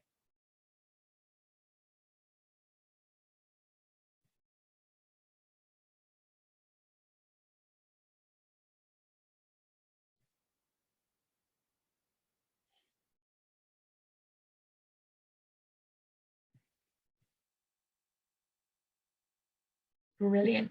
So the majority of medical schools do not, but some do. So there are a few that do use group stations. On Teams, that's slightly more challenging, and some have adapted them so they're not using them online anymore. But if they go back to in person, certainly they'll continue those. Or final question. Which of the following is not an essential quality of a doctor?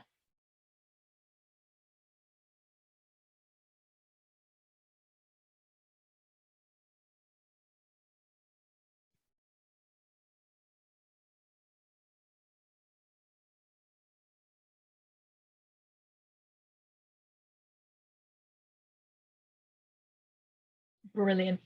So there's a slight misconception that doctors, medical students need to be perfect. We're not. Everybody's human, everybody makes mistakes. It's actually more important to sort of reflect on those mistakes and learn from them than actually to ever strive to be perfect. We're all probably slightly perfectionists. That's part of most of our natures. But it's a really important skill to actually be able to identify that we're not going to be and try and accept that early on. It helps a little bit if you accept you're not going to get everything right. We are going to make errors, and it's about mitigating those and trying to, make our practice as safe as possible. Whereas the other three, I think, are really important. Being empathetic, a good communicator, are probably the top two, really, that you're going to have. Right, let's see who's on top of our podium. Well done, LT. Give you a round of applause. NMA. And finally, 10 out of 10, you all did very good.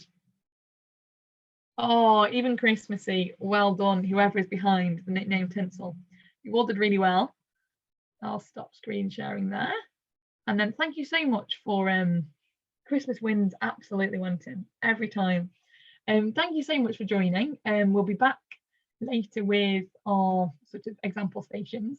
Any questions, put them in the Q&A because there's only me. Sorry, I haven't been able to answer them during the talk, but thank you for everyone else for answering them.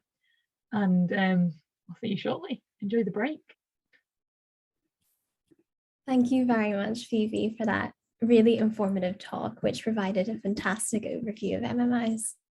And particularly as there's so many stations as well, different ones that you can get. So you definitely tackled a mammoth task there. And also the golden tips that you sort of sprinkled throughout were just wonderful and equally as important. And I just have to mention the Kahoot was fabulous. Everyone loves a good Kahoot. And I think I already see in the chat that, yeah, it was definitely well received. So thank you so much. We're always incredibly grateful for the continued kindness and generosity and support from Phoebe, who's just wonderful. So thank you so much, Phoebe. And yes, so now we will move on to a 15-minute break. So feel free to just stretch your legs. I know it's been a long morning so far, so grab a drink or a bite to eat, and we will resume the second session at 10:45. So see you then.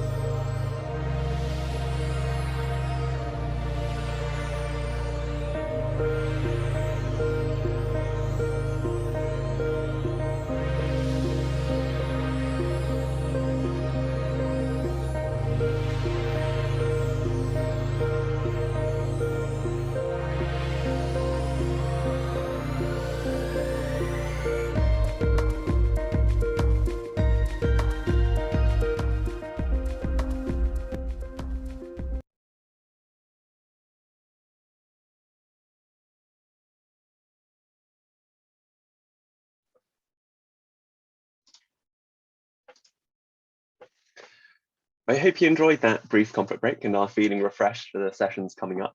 Next, we have BWAMS. The Birmingham Widening Access to Medicine Sciences is a student society at the University of Birmingham comprised of a group of health science students who work to widen participation in medicine and other healthcare degrees. Their aim is to support students from state schools who have the academic ability but may lack the confidence or knowledge to apply. DREAM is their flagship event series for state school students to gain insights into health careers. They hold separate DREAM conferences for junior and senior school students, and BWAMS will be discussing all things medical ethics. Thanks so much. Thank you so much for having us, AspireMed. We're very excited for today's talk. Can you hear me okay, Alia? Yeah, all good. Beautiful. Okay. We'll go ahead and introduce ourselves. We had a lovely introduction from BWAMS. So we're both medical students from the University of Birmingham, and we're members of BWAMS, as we said. So all our work is to try and widen participation into healthcare careers, and medicine being a big one of those. So without further ado, I guess we can begin. Yeah, I'll just share the slides. There we go. Brilliant. So yeah, we're here today to give you a bit of a run through of medical ethics. We will already start from the basics and go from there. We're aware, some of you hopefully are aware of these concepts, but just so we're all on the same playing field, we'll get going and kind of go through the basics and then kind of start discussing them. So yeah, an overview of today's session will be introducing you to a really useful framework for navigating medical ethics and helping you discuss them at interview, which are the 4 pillars of medical ethics. And so we'll go into more detail about that. And then we'll move on to a few real life kind of case discussions, which is particularly how medical ethics might come up in interview. And then we'll finish off with rounding it up, thinking about how can you apply medical ethics in interview. And we've got some tips for you, which you can take on board for your preparation afterwards. Yeah, and as we go along, if you've got any questions, as usual, just pop them in the Q&A box and we'll try and get to them during the talk, or if not, then after the talk. Yeah, definitely. Please, and pop in any when we get discussion going. We'd love to see some of your ideas in the chat. So to start with, what even is medical ethics? It's a word that's thrown around a lot. And generally it describes just the moral principles that all healthcare professionals should conduct themselves in their place of work. So I thought we could include just a little bit of a comparison of what's ethics and what is law. They can sometimes be used interchangeably. So think of ethics as kind of very basically right versus wrong conduct in certain actions. And obviously in a healthcare setting, it might be kind of the treatment that you're going to decide to give to a patient. And it kind of forms the basis to justify any decision making that you make. And as I said already, is really, really essential in guiding big medical decisions, which often can be life or death. Law, on the other hand, a bit more of a broader term. You think of it as like a system of rules that, often governments and society develop, and they cover a broad range of things to handle crime, any kind of business related things, and things in society as well. So you can think of more that ethics, I would put here, forms the foundations of law, but they're not necessarily the same thing. Although legal aspects comes a little bit into medical ethics and vice versa. But yeah, as we've kind of said, hopefully you're all prospective medical students. And so where you all have the desire to help the patients and you want to make good decisions that will benefit not only your patients, but also the wider society. But medicine's a bit more complex and decision-making can not always be very straightforward. So just having the best intention to do things for a patient doesn't necessarily guide you completely on what's the best action to take. So this is where medical ethics gets involved, and the principles behind it can guide your decisions in medical ethics.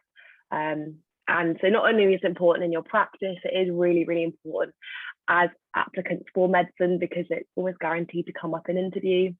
As a result of it being a bit more contentious and there's a lot of room for discussion, it's something that interviewers will love to see you engage with. And it's definitely a time to shine as well. Yeah. So we'll just talk through the 4 pillars coming up. Yeah, just one thing to add. What's lawful is sometimes a bit more generalizable. So you've got the laws, they are pretty much applicable to everyone. But when it comes to ethics, it's worth thinking about it on like a case by case basis, because sometimes something might be lawful but not ethical to do for a certain patient. And it depends very much on the situation. So the way I think about it usually is just like the law is something that is just there for everyone. The ethics is something that you will have to think about independently for each patient on their own. And to do that, we will consider the 4 pillars of medical ethics. Yeah, exactly. So we'll run through them individually, but we'll just put them on screen here. So as we've already said, the 4 pillars are a framework. That means how you can just approach any situation, analyze what would be the best action. And it's very important that you consider each of these when they're appropriate. And it's such a great way to structure your answers in an interview, particularly to show your justification for what decision you might make. So we'll begin with beneficence. On the next slide. So it quite literally means to do good, but that might be simplifying it a little bit. So you can think about it's an act of acting in the best interest of the patient. So it says best interested. So they say best interest of the patient. And it's really, really important when you're doing this to really evaluate the patient holistically. So you might want to not only be thinking about the exact treatment that's indicating would give the best outcomes, but really think about what the patient might want, their quality of life after treatment. It's really important that you're thinking of best interest holistically. And a big part of this in a lot of medical ethics is about balance and showing both sides of the coin. So think about the benefits of treatment, for example, against the risks of treatment, because any treatment you give, there'll always be benefits and risks. And it's all about risk assessment often in medicine. So yeah, you can think about with beneficence, if you think about a useful way to think of it is if you have multiple different treatments for a patient who's ill, you can rank the different treatments they have almost from best to worst. Think about will this resolve the patient's medical problem? Will it help treat them?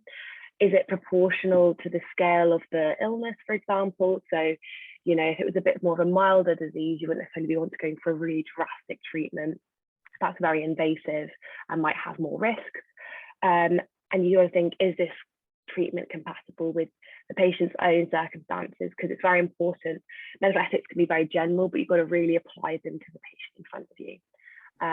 So yeah, as I said, beneficence is a really important pillar because it shows that all healthcare professionals, they're remembering what's good for one patient. It might not necessarily be exactly the same for the other. So as I said, personalizing a lot. And definitely in an interview, this will 100% be an ethical issue that you want to bring up and consider and show that you've weighed up the different actions available to you and balancing the risks and benefits.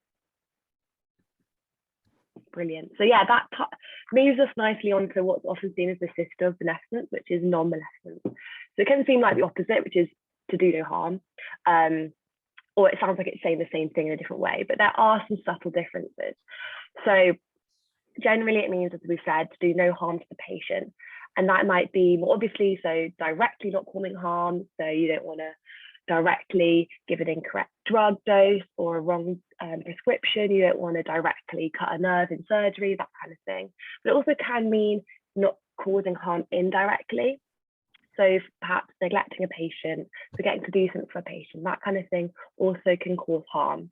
So you can think of that 2 different ways. And as I've said already, they're often paired together. And I remember applying for medical school, just thinking, oh, they're the same thing. But hopefully you can clarify there are a few differences. So non-maleficence is a difference to beneficence in 2 ways mainly. So it kind of acts as a threshold for treatment. So if a treatment causes more harm than good, then it shouldn't be considered. Whereas in beneficence, you generally will consider all treatment options and just rank them, as I said already, like what's best, what's worst. So you can think of it as a threshold. And also, beneficence is something that we often might think of in a specific situation. We've been talking a lot about it in terms of treatment for a patient, whereas non-maleficence, as I kind of alluded to with the indirect harm, is something that you want to be constantly employing in clinical practice. So let's say you see a patient who's collapsed in the corridor, it'd be important you have a duty to kind of intervene and try to prevent injury. So there are kind of a few differences, but as I said already, generally you'll be discussing them paired together. Yeah. And moving on to a really, really important pillar. I mean, they're all important, but this is definitely something that it'd be really important to kind of name drop and bring up in interview. So autonomy kind of simply means the patient has just the freedom to make their own decisions about their treatment, kind of that they are in charge of their body, and they are allowed to make their own decisions. And it's really important that we as professionals, so we should never be forcing a patient into making a decision or kind of bullying them into making that decision, but instead we can support them. So I've used the word informed decision or informed choice, which is again another buzzword that's used in medicine. So how we can support autonomous decisions is by providing clear explanations of the treatment at hand or the treatment options, giving the patients time to ask questions back, making sure they fully understand the different options available to them so they can make an informed choice. So that's the ideal in medicine, where we're supporting patients to make an autonomous choice and not kind of misguiding them or bullying them into making a decision. But at the bottom, there are exceptions to this rule. You may be aware of the term capacity, which is kind of a judge of whether the patient is able to make these autonomous decisions by themselves. So sometimes we might deem a patient doesn't have capacity, and there might be multiple reasons, right? Obviously, it might be that they're unconscious, so they're not able to make a decision for themselves. And then there are kind of more blurred lines, which is probably a little bit beyond the scope of interview, but it is important to consider. But generally, we really, really want to advocate for our patients. Patient-centered care is so, so important in the NHS. So as I said already, we want to be making sure that the patient is actively involved in the centre of their care and making the decisions about their body, essentially. Yeah, I don't know if you want to add anything, Alia. Yeah, just one thing.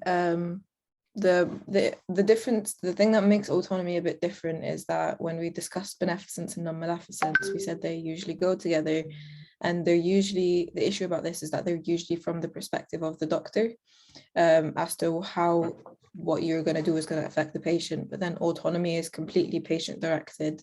It may sometimes be in contrast with what beneficence and non-maleficence tell you, but then in this situation, this is why informed decisions is so important, because if the patient knows what they want, and it's an informed decision and they have capacity, then that takes priority over the issues of beneficence and non-maleficence that we've discussed a bit earlier. So yeah, so this is just one thing to keep in mind. If the patient knows what they're getting themselves into, and they've made that decision, that's it. That's what we're doing, because we don't force anyone to do anything outside of their own will. So yeah. Yeah, completely. And I guess it ties in as well, if you in support of the autonomy of a patient is to do good, because we've got, again, holistically, you've got to think about, at the end of the day, you want to be providing the best care for that patient and what they want. No, exactly. And then the final pillar is something a little bit different. Oh, okay. So it's justice. So I put a quote here. So it's behaviour that is morally right and fair. In all honesty, it can be a bit of an umbrella term for a lot of different things that you have to consider in combination. So I've put here, you've got to consider a combination of law, the patient's rights, be that also particularly legal rights, and thinking about, is this action fair and balanced? And obviously we're aware justice is a big thing in the legal system and in wider society. Zooming into in healthcare, justice is a lot about the equitable distribution of limited resources. So we're all aware, there are finite resources in the NHS, as in healthcare. We unfortunately have a limited number of beds. We have a limited number of staff. So there's constant prioritization of these limited resources. And that's definitely something that can come up at interview, because it immediately brings up all these ethical issues that you need to think about in order to guide an ethical prioritization of a patient or a treatment. So kind of under justice, we've put in 4 additional principles when thinking about this fair distribution of resources. There are 4 major things you can think about. The first being clinical need, which is quite self-explanatory, but So it's basically, you might have a few patients in front of you. You only have one resource, let's say a treatment or an organ and an organ donation. So then you've got to think about the indication for that treatment for each patient. So you might want to be thinking about how ill they are, how far down their disease progression they are, and how needing of that treatment they are. Secondly, there's maximizing utility, which is a bit of a fancy way of saying you just want to benefit the most number of people in the situation, or often it can expand to benefiting the wider general population beyond that patient, which we might kind of go on to discuss later in one of our cases. Thirdly, there's fairness. So again, that's pretty self-explanatory, but how fair are you being? You don't want to be necessarily completely prioritizing one patient over another, and thinking about how fair the decision is. And then finally, just desserts. It's a bit of a fancy phrase again, but it's just about prioritizing the most deserving. So again, thinking about having a look at the different patients in front of you, that kind of ties into their clinical need, who might clinically be the most deserving of this limited resource. Yeah. So just a few things to think about, yeah. Yeah, and if you get one of these scenarios in interviews, because they can be common, like just giving you 4 patients and just being like, who would you give, for example, the organ to? If we only have 1 organ, we have 4 patients that need it, who would you give it to? There isn't a right answer. It's up to you to kind of justify your answers the way you see fit. So there rarely ever is like, oh, this is wrong, because we can't say that, because if this was in real life, we can't just go up to someone and just be like, oh, you don't deserve this organ, because it's not just. That's not what we do. What we do is we try and weigh up all of the different factors that come into the decision that we make, and then kind of relay that back to the patient. So it's just important to kind of keep that in the back of your head. So if you get one answer that's completely different to someone else, that's fine. There isn't a right answer, then that's not what they're looking for. What they're looking for is the justifications that you give and how you use these different ethical concepts to describe your answers. So yeah, that's all I want to add. Oh, so now we're going to move on to a couple of case discussions. We've included 2 here, but we can have discussions about a few more if you guys have any specific questions about anything that you've come across. So the important thing before we go into this to say is try as much as possible to structure your answer in the format that we've just gone through. So it's really important to kind of integrate all 4, or as many as possible, basically. If you can think of like ways to relate all 4 of them to the case, that's brilliant. If you're not able to, that's okay too, but as we mentioned, there will always be something with patient autonomy to come into play. There will always be something to come to relating to beneficence and non-beneficence coming into play as well. Justice can be a bit more difficult to integrate, but sometimes justice can just pop up on its own in a case. But yeah, so try your best to kind of have that framework in your head and work around that. It's really helpful when you just see the case first as well, like when you're just looking at the case and you're not really sure what to do with this. It's helpful to think about it in that way. So okay, how are we doing good? How are we doing good? How are we not doing any harm? What does the patient want, and how does this affect the general population? These are the 4 questions that just kind of help you get into that frame of mind. So without further ado, we'll move on to our first case. So when we come to talk about organ transplantation in general, as a general concept, you might be aware of the difference that's recently happened between the opt-in and opt-out systems. So it was previously an opt-in system, which meant you had to sign up to the organ donor register.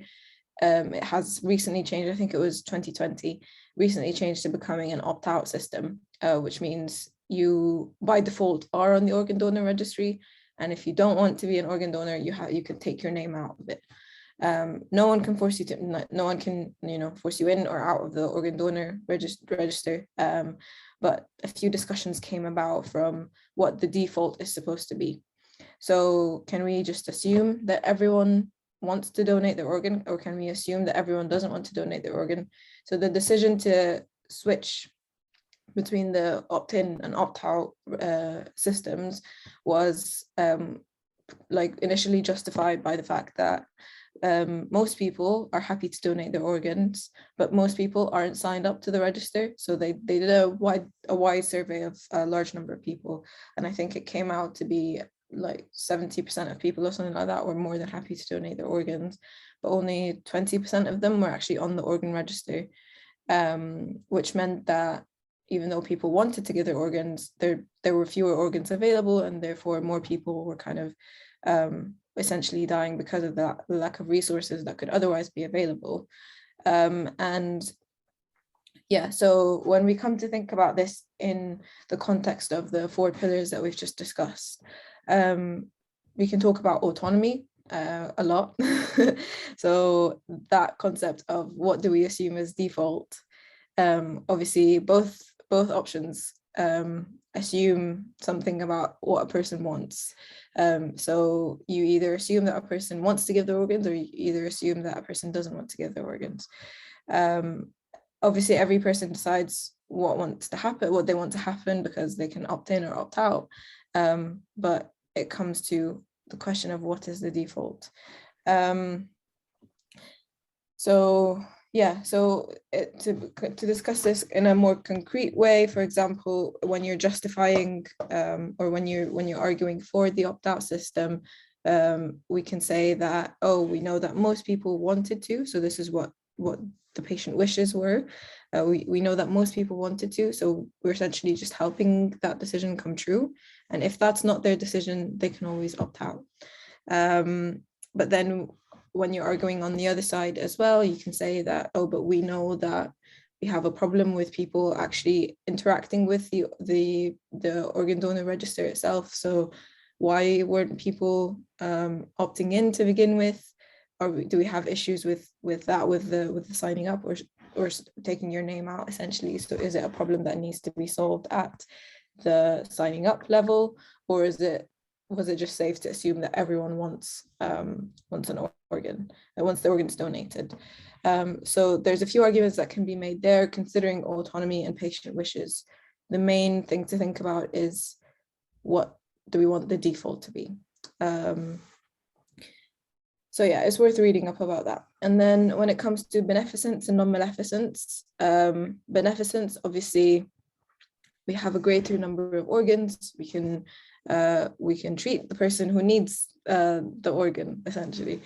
So we can do the transplant. It gives us the ability to do the transplant. This also ties into justice, because transplants are more cost effective than other medical treatments. When you give someone a new organ, it's easier than trying to fix up their damaged organ, because having to make the drugs that that can act as effectively as they need to essentially replace the function of a damaged organ is very, very difficult. And so giving them a new organ saves up that money, and it saves them the lifelong treatment as well. So they don't need to be on lifelong treatment anymore. They can just have a new organ. They will need to be on a different type of treatment, but it's just better for them in the long run to have the new organ.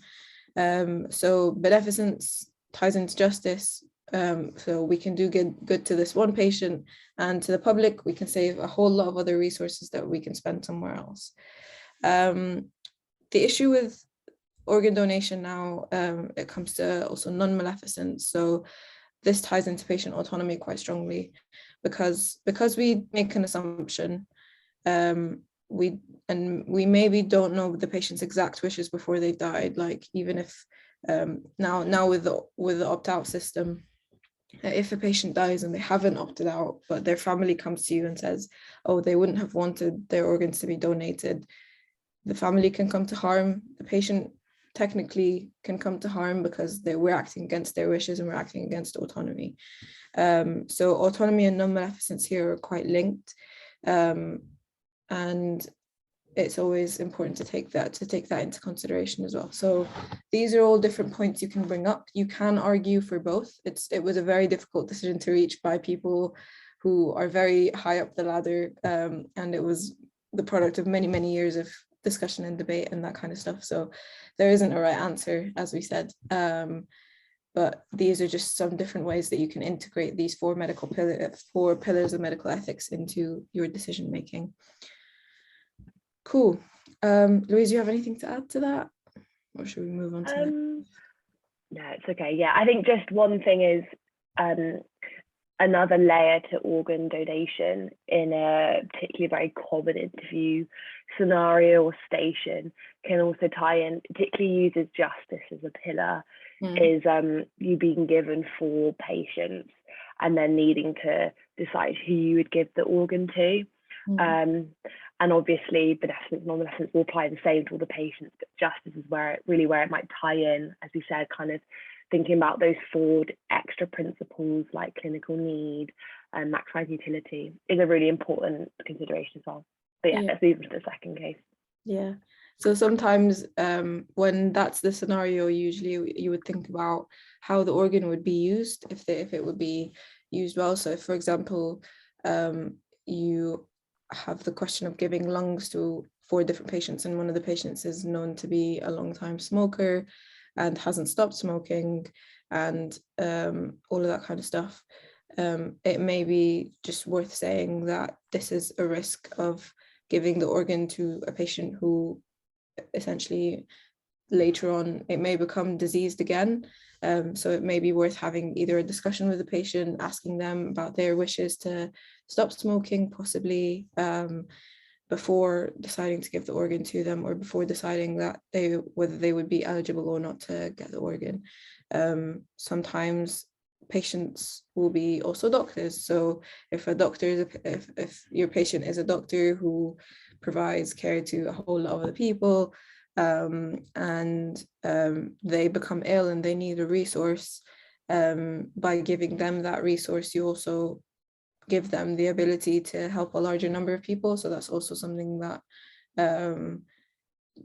you're doing for the greater good, essentially. That's something that you can say for one of the patients, etc., etc. So something else is clinical needs. So a patient is more ill than another patient. If a patient needs an urgent transplant versus someone who has been on the waiting list for years and maybe their condition isn't urgent or isn't an emergency, it might, for example, go to the patient who urgently needs it or otherwise would die because they have a greater clinical need at that moment. So yeah, these are just a few things to think about when it comes to organ donation. So yeah, justice, you can break it down further into the 4 foundations of justice, if that's a appropriate thing for the scenario to do. Yeah, cool. We'll move on to the next case. This touches on what Louise was mentioning before about beneficence, non-maleficence, and autonomy when it comes to patients who don't want to be given life-saving treatments for life-threatening conditions. So this can happen in patients with sort of at end of life care and things like that, or it can happen to anyone really. Like just some people, you would have maybe heard of decisions to the do not attempt to resuscitate decisions, or DNA CPR. Some people just don't want to be put under that sort of pressure or that sort of treatment. So what do we do when a patient doesn't want to be given a treatment that is, technically speaking, good for them?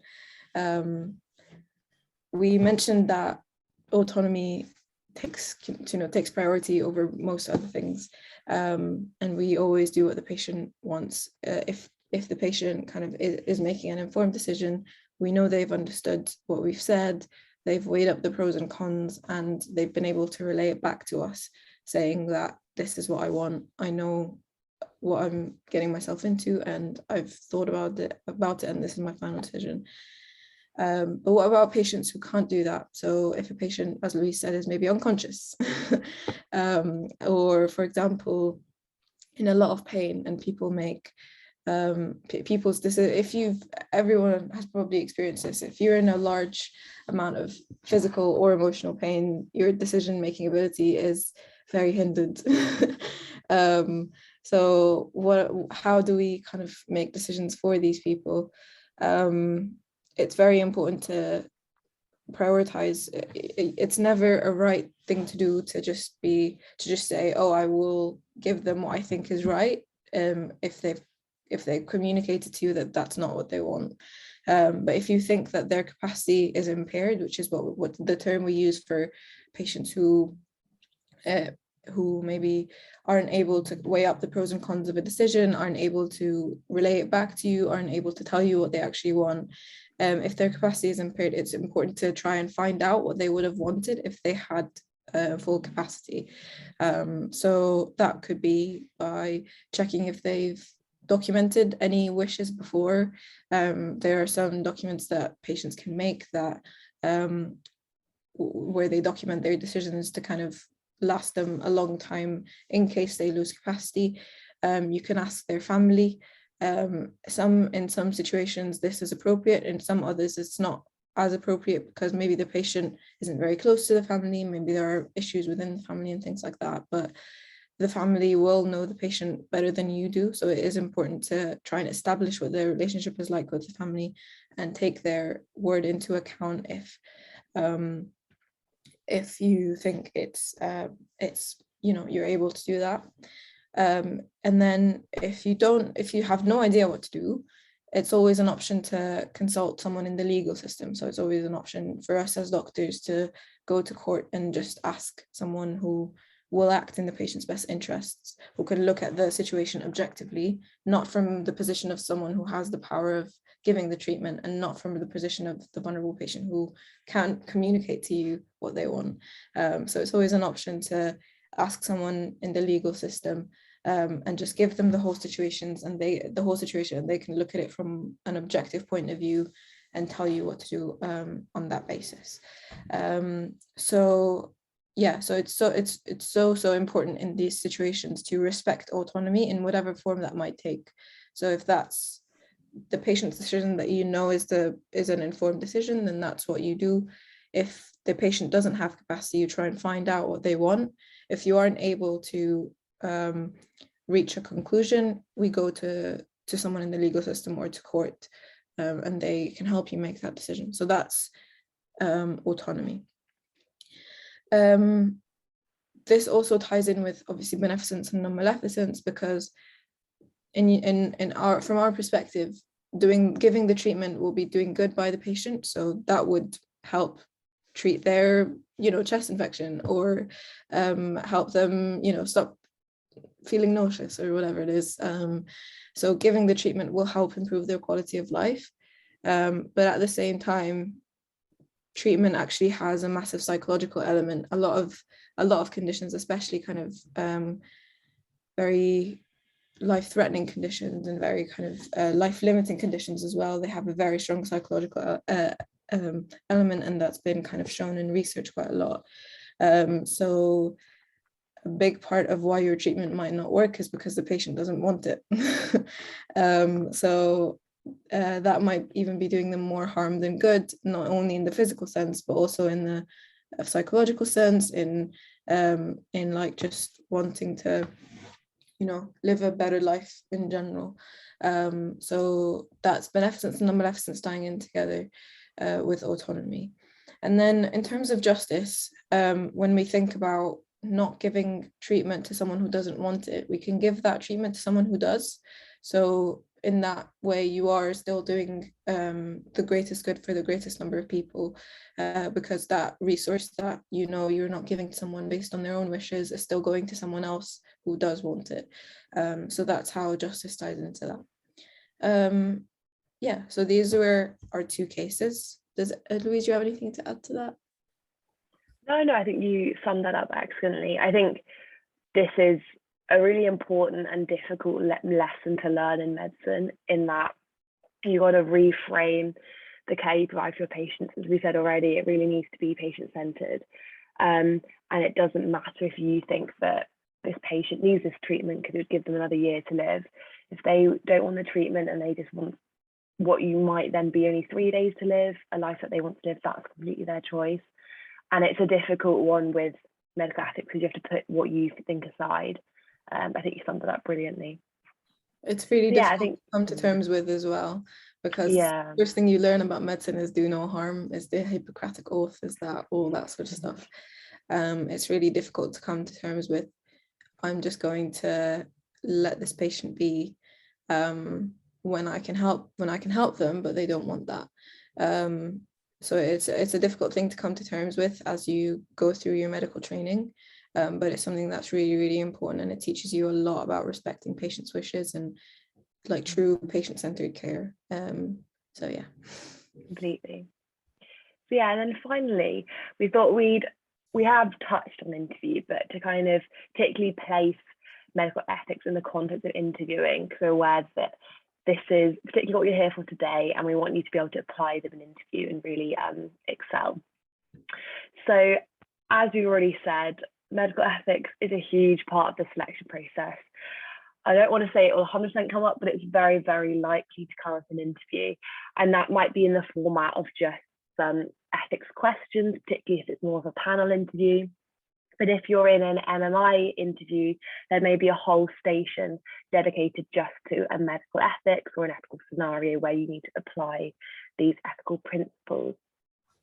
So as I've already said, and also it might be that they bring up a hot topic. So as we said, like vaccination or organ donation, and then you'd be expected to apply ethical principles. It might not necessarily be obvious that they say this is an ethics station, but you need to pick up when it might be a good scenario to bring up these ethical principles and structure your answers in that way. So we thought we'd leave you with a few tips for interview, and particularly where to go away from now to prepare for any interviews you might have coming up. So I think what's really, really important in any interview situation, not just medical ethics, is structuring your answers. Generally, all of you are so amazing applicants. We've seen some amazing students in our mock interviews, and you all know exactly what to say, but sometimes it's just about how you present yourself. So structuring your answers really clearly, it shows that you have, they're looking for kind of good decision making. Are you able to balance everything? So if you can present your answers in a structured way, that will just get you lots of tips from the examiners. And so you can use this 4 pillars framework to structure answers. I've seen we've had a question about, should we apply all of the pillars, even if there doesn't seem to be a link? Sometimes they find it hard to apply justice to scenarios. So yeah, obviously only pick out the pillars that are most relevant to the scenario. You might not have time to talk about all pillars, and also it's very important to show that you can prioritize which pillars are most important and the most relevant. And there's no point talking about a pillar if it isn't relevant to that scenario. Tip 2 will be, as I'm sure you're aware and probably been told today already, is just staying up to date as much as you can. Reading the latest health news is amazing, and particularly for preparing for interviews, having a look at what we call like hot topics, I've already said. If there are a few amazing free resources like the Medic portal, they go through all these hot topics that might come up in an interview, and that's when you will be applying ethical scenarios. So not only can you prepare the ethical principles to apply, you can also prepare the topics that might come up in which you will discuss the ethics. The tip 3 is a really nice touch if you can. For those of you who have managed to get some form of work experience or have done some reading, all that kind of thing, add in some of your personal experiences when you're discussing ethical issues is amazing. It will kind of make you stand out. So you might say, you know, I'm trying to think of an example, you might be like, oh, you're talking about autonomy, how important that is, and you could say that's something that I particularly learned on reflection from reading this book where it talks about patient empowerment, or when I saw in a hospital, or watching a video or like a documentary about patients and how important it is to empower them to make their decisions.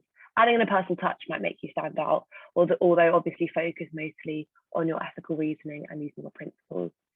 And tip 4, again with interview, which is amazing AspireMed are putting on the scheme, because I believe you're going to be able to have some practice with your mentors after this session.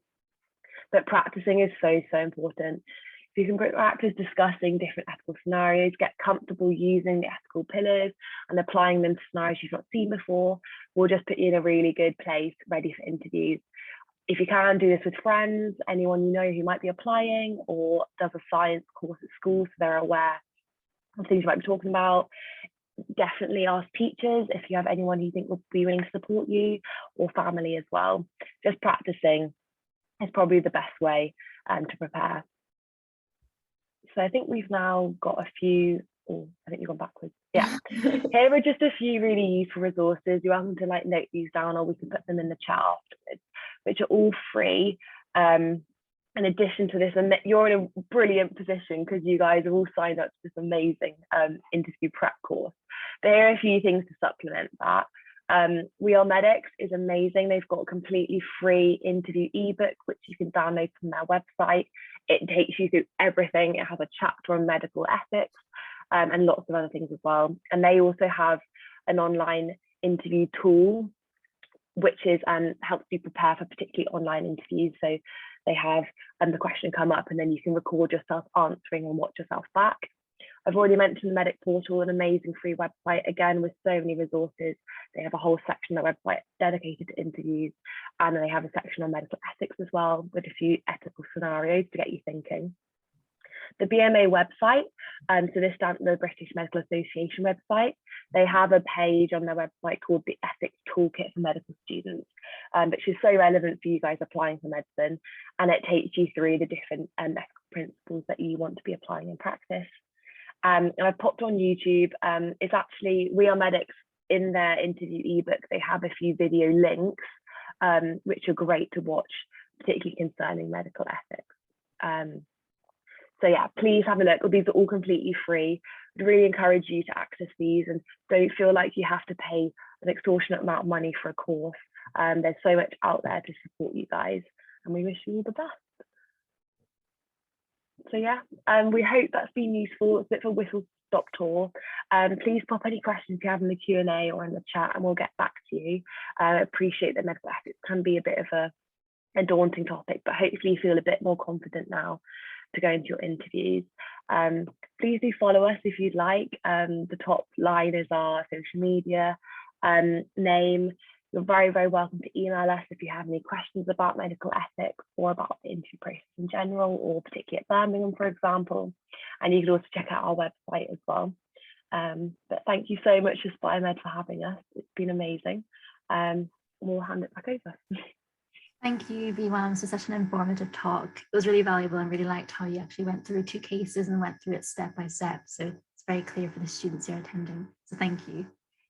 Ethics can definitely be a bit daunting because there are lots of complicated words that you should learn the definitions of. But it's really good to go through that, so thanks.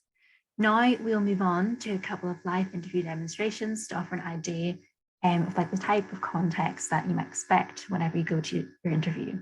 So first, after the fantastic talk just for the break, we will welcome back Phoebe from Medpath. Thank you so much, to talk about MMIs and do a live demonstration of an MMI interview. Thank you. No problem at all. Right, I'll share my screen. I've got one of my colleagues, Cameron, here with me, who's going to be our wonderful interviewee. Oh. Sure, it'll go well. Oh, you'll be fabulous. Right, here we go. Right, so we're back. Welcome back. Hope you had a good break, and that ethics talk was fabulous by BWAMS. They're always wonderful at all these events. So me and Cameron today are going to show you a quick example. We've got 20 minutes to sort of go through an example MMI demonstration. So as with our previous talk, this is all based on our own experiences. Each circuit's slightly different. We've done ours somewhat similar to the Keel interviews, so sort of targeted the sort of questions they are going to ask, but they're very, very similar to all the other medical schools, what they will ask themselves. Depending on when you watch this, if the recording is made available, it may not be as correct at the time based on all the COVID restrictions, etc.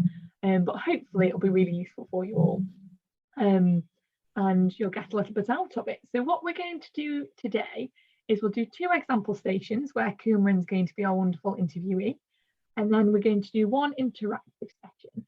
So if possible, if you type some answers in the chat, and what we'll do is we'll kind of engage with you through that way. So don't unmute yourselves or anything, but just give us some suggestions on what you would say or your thoughts on the topic, and just to get you a little bit more involved, really.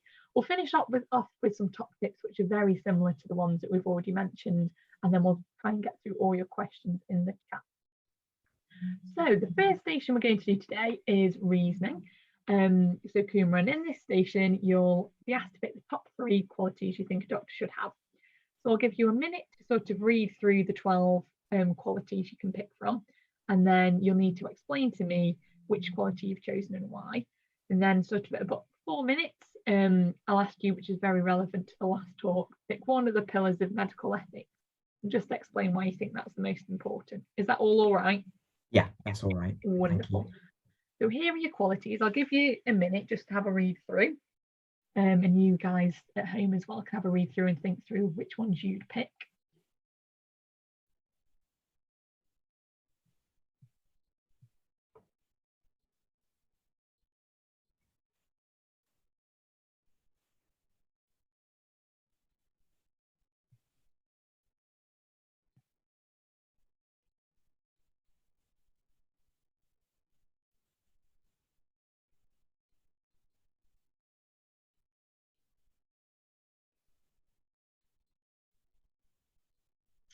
Right, have we got our 3 qualities, Kumran?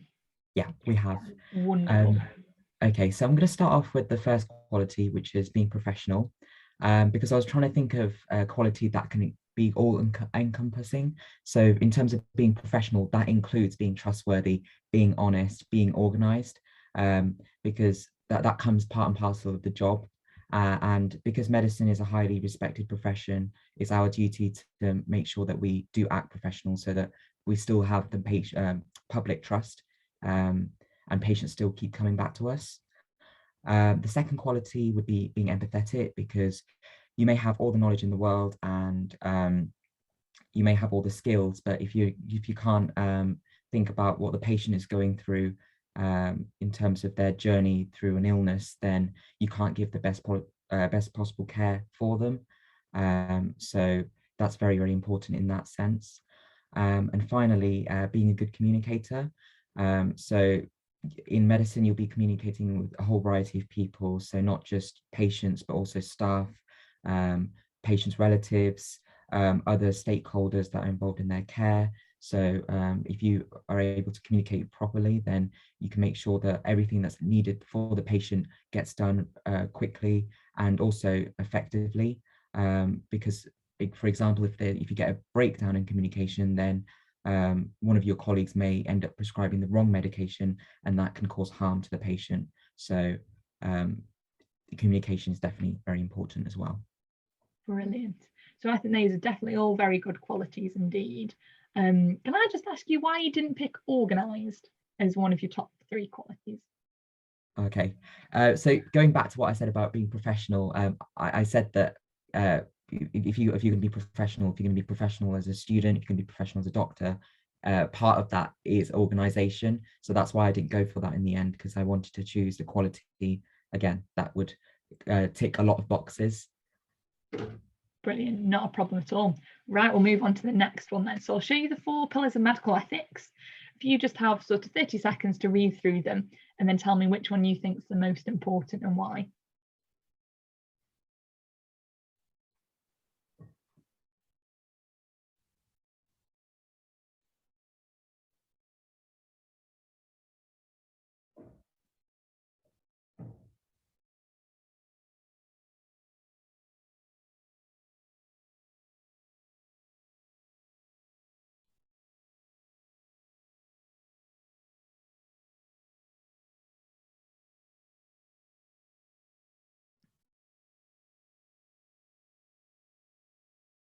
Fantastic. So have we got your top one, Kumran? Yeah, so the top pillar that I've chosen is autonomy. So just to define autonomy, I understand it that it's giving the patients the right to make informed decisions. So the reason why I think it's important is because medicine, it all revolves around patients. It starts from the patient and then it works outwards. So if you don't get autonomy right, then all these other things about beneficence and non-maleficence and justice, so beneficence and non-maleficence, that's related to the doctor, making sure that they do no harm and do good. And then justice is about resource allocation. So that's about the wider aspect of healthcare, but autonomy is where it starts from the patient. So that's why I thought it was most important. And if I were to give you an example, such as vaccinations at the moment, you could, it's all up down to the patient whether they want to have the vaccine or not. You can give them all the knowledge that they need in terms of pros and cons, but again, it's up to them. We have to respect their free will, so that things like vaccinations can still continue to go on ahead. Because if it were that they didn't have free will, they didn't have autonomy, then we couldn't continue to provide healthcare opportunities for patients. Wonderful, fantastic. And we'll move on to the next MMI. Is that all right? Yeah, that's all right. Wonderful. So this is a second station, and think along with Kumran as we go, see what you'd sort of say for these questions. So Kumran, this one's to do with motivation and resilience. So in this station, I'll be asking you sort of 3 questions on your reasoning for wanting to study medicine and times you've overcome challenges in the past. If you want to move on to the next question, do let me know and we'll skip ahead. You can always go back to the previous question. That's not a problem at all. If I sort of butt in, it's just to keep on time. Don't worry about if I interject you. Is that all right?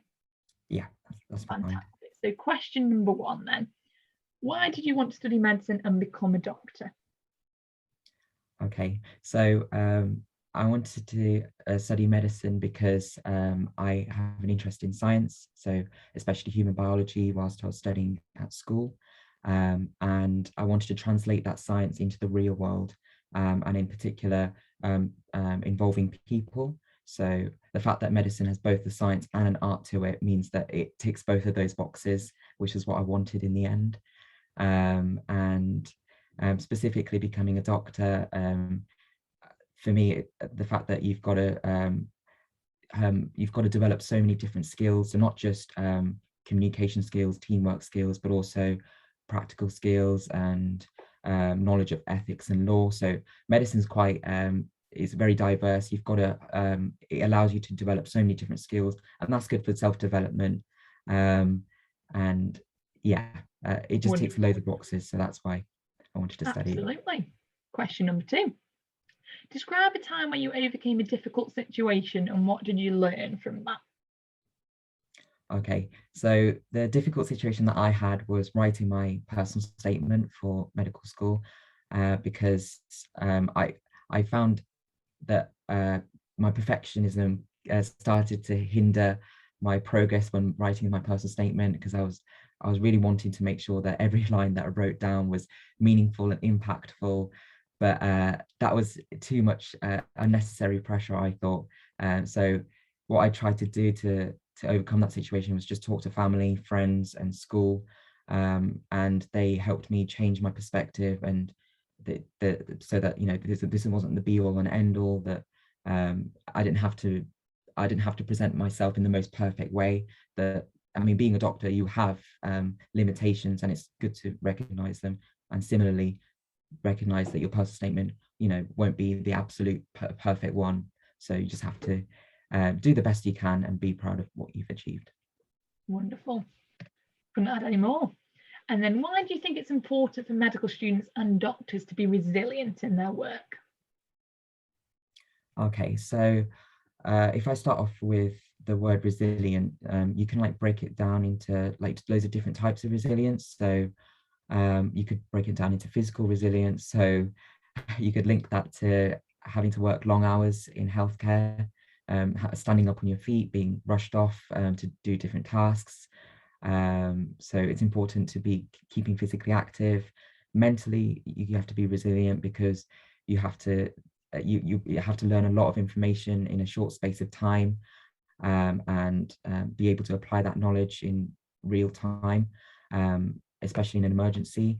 And finally, you have to be emotionally resilient. So you have to cope with really emotionally charged topics such as death, and also you may get distressed patients and you have to calm them down.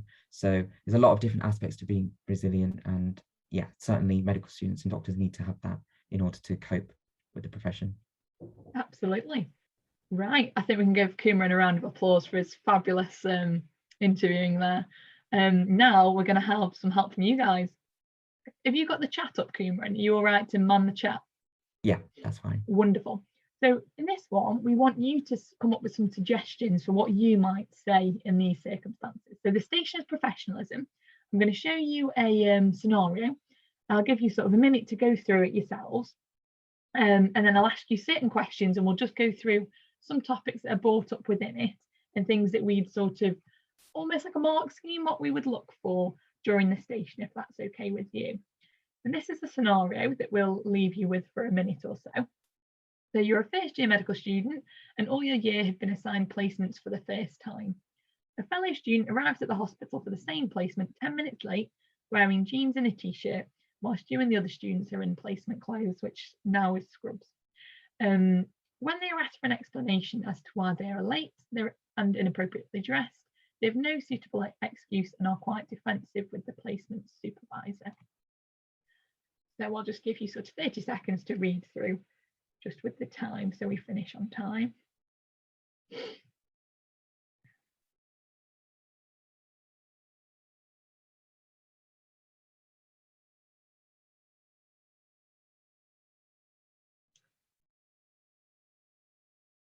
There we go. So the first question, if you put some answers in the chat for us, is can you suggest some ways in which the student has been unprofessional in this scenario? And you all right to sort of read some out, Kumran? I think I can only get the... All right, so we said some people have said clothing. Wonderful. Being late. Yeah, we've got quite a few about being late, and also being defensive. Amazing. Really good. Yeah, behavior towards seniors. No suitable excuse for why they're late. Yeah, uncooperative. Yeah, I've got a lot along the same lines. Amazing. Breaking the dress code for the hospital setting. Yeah. I think you've got our 3 top ones you got straight away. So we've broken it down into 3, and then there's one extra one that I will touch upon. So lateness, we've all pretty much got. So being punctual, being polite, being respectful, is all part and parcel of being a medical student and as a doctor. So turning up late is disrespectful to sort of the supervisor running the session, to the fellow students, because their learning's been interrupted by you coming in a little bit late. It's also the first day, so it gives sort of a bit of a poor first impression. And as we've touched upon in the first station, being trustworthy is quite important to building that doctor-patient relationship, student-colleague relationship. And also it's impeding on yours and others' learning, isn't it? So I agree with all of you saying lateness is sort of a sign of unprofessionalism. The attire. So students, we're held to the same professional standards as doctors, as other healthcare professionals. So wearing appropriate clothes on placement is really important. Infection control at the moment is really key. So bare below the elbows, wearing scrubs, wearing, clothes that are washed every day is really, really important, not only because of COVID, but because of all the other infections. So wearing your jeans and your t-shirt that you've walked into placement with isn't appropriate either. It's also really important to be identifiable on the ward. So whether that be your lanyard, your dress, knowing that you are a student, not a member of staff is important. It identifies you to patients, to other healthcare professionals. So it's really, really important actually to be dressed appropriately. And also, all your encounters as least judgmental as you can be as a person. I think people judge you on your appearance all the time, more so than they'd like to admit. And having that key doctor-patient or student-patient relationship is really key. And how you present yourself, both your attitude and your attire, can really help with that. And finally, the attitude. So first impression does count. If it's your first day on placement, your colleagues, the patients, the staff will have sort of that impression of you for a little while. So that was a really good one to pick up on. And also being a little bit defensive. As a student, as a doctor, you need to be able to self-reflect and admit sort of where you've gone wrong, reflect upon why that might be the problem, and make appropriate sort of apologies, reassurances it won't happen again, and ways of kind of avoiding this in the future. One thing I would add is in this station, it's also really important to maybe reflect upon why that might have been the case. It's their first day. They might have not known where the ward was. They might have been late on the bus. There might be many reasons for it. And actually showing that your understanding of this in that scenario is really important as well. So as we discussed in the first talk, being sort of empathetic and being sensitive to the topic is also important. So cover why they're unprofessional, but also maybe say that you might talk to the student and say, is there any problems of why they might have been late? Because it is the first time. And if they're continually late, investigate why this might be the case. That might be an important thing to bring up. In the interest of time, we'll move on. So if any of you guys got any suggestions of why time management is important as a medical student, as a doctor, why do you think being efficient with your time is important? And Kumran can read some of your ideas out.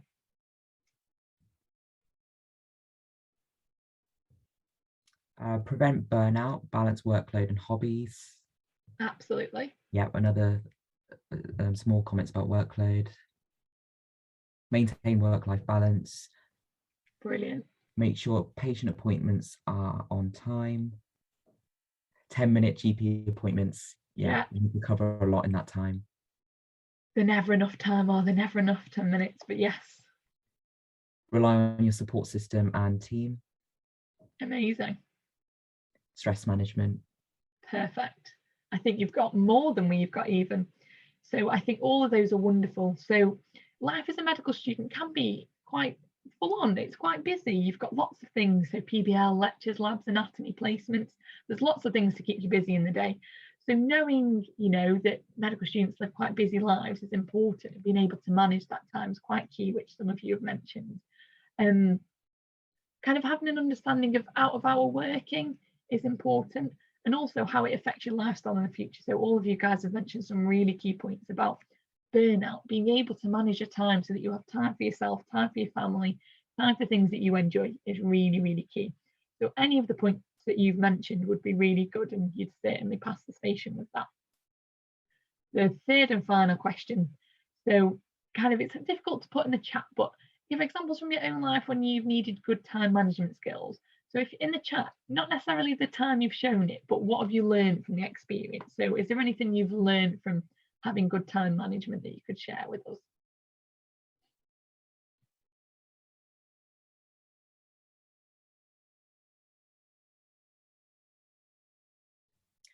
Prioritization, balance hobbies with work. Absolutely. Pre-planning, weekly schedules. You need to prioritize social events and school events, as well as your work.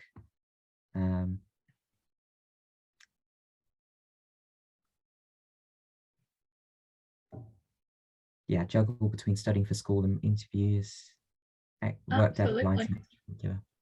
Wonderful. All of those would be perfect, and they're actually really good things to mention. And you're so quick to give those examples. It's clear that you've already thought these through, so you wouldn't be fazed by us asking you this question in an MMI. So the key part of this is the reflection. The example really doesn't matter as long as it's a time that you think you've shown good time management skills. And then if you can apply that to why it's important as a medical student, as a doctor, you'll fly through the MMIs, no problem at all. So I know we're really running out of time now. So in order for the next group to present, if you've got any questions, pop them in the Q&A, and me and Kumran will type away and get to them all. If you want to follow us, please follow us on our social media. We're easily contactable by email. I'll put it in the chat. Anything about what we've spoke through today, any questions about Keel, any questions about interviews in general or applications, we're more than happy to answer them. Thank you again, AspireMed, for having us. We always love all your events, and thank you for joining in on the chat. Fabulous, all of you, wonderful. Yeah, thank you. Thanks. Thank you so much to Phoebe and Kumran for that fantastic demonstration of example MMI stations. The interaction was really authentic, and Phoebe, you make a wonderful interviewer, and Kumran, you're definitely a fantastic candidate. I would definitely get you a place. So yeah, that was lovely to watch. Thanks so much. So to finish off what has been an action-packed morning of valuable and informative presentations, and also following their fantastic talk earlier this morning, it is a pleasure to welcome back SAMDA, who will give a live demonstration of a typical panel interview. So thank you very much, SAMDA, and I'll hand over to you. Carrie. Thank you. So we'll get started. Hi, good morning. Please have a seat. Hello, thank you. It's Corolla, right? Yes, that's me. Nice to meet you. Nice to meet you too. So since you're here, of course, applying for medicine, firstly, I would like to ask, why medicine? So first of all, I'm really passionate about medicine, and I've been interested in medicine since I can remember, really. So first of all, there are many reasons, and I've always been passionate about science. So I've always loved science. I just find it extremely interesting. The fact that you know, we can learn how the body is organized, how complex it is, how interactive it is, and I really look forward to learn more about it as well. Secondly, I've always loved to help people, and yeah, medicine is one of the few careers that can really let you help people at their most vulnerable time. And it's really based on the trust with the patient, isn't it? So like when the patient comes in, they're at their lowest, and they put all of their trust in you. And I find that absolutely amazing that as doctors, then you get to like interact with people in such a low point in life and really help them with anything. And even if it's not just, even if you can't treat them, and I've seen it happening sometimes in placement, even just bringing them a cup of tea or just spending an extra few minutes just having a chat with them, it does make a huge difference to the patient. And that's something that I think it's absolutely amazing, and it's something that not many other professions do. It's very unique to medicine. And also I'm really passionate about medicine because it's very varied. So not only we're able to specialize in whatever we are most interested in, but we can also create our own path. So I've been interested in research and teaching as well. I've been involved in research projects as well as in tutoring and mentoring. So it's definitely something that I would want to keep during med school and as a doctor as well. So just bringing my clinical practice together with the research and the teaching, which are kind of the backstage of the classical medicine career that we see. Thank you. It's really nice to hear that you have like all these reasons why you want to do medicine. So clearly you have quite a good understanding of what medicine entails. So now what do you think are the main good qualities that a doctor should have? Yeah, there are many qualities that doctors have, and I think one of the main ones is communication. I think it's absolutely essential for doctors to communicate with patients. To communicate with patients and to listen to them as well. So I've seen this on placement, how you know how important communication is, and especially when I was doing work experience in a pediatric hospital, it was really clear how communication was essential, because doctors had to really adapt and talk to the parents, but also obviously to and yeah, so I think that was really important. Is a very essential skill of doctors. And of course, I've been practicing this as well during volunteering. I've been volunteering at a in a breast cancer ward, and I could tell that well, my role was to explain the importance of mammograms to patients that were coming in. And I could see that there was a massive difference. So some patients would understand a lot more of what the medical terminology was, but some other patients were needing way more time, and especially if their first language was not English, then obviously that would need extra work as well. Another skill that I think doctors absolutely need is teamwork. And again, I've seen these on placement, on work experience.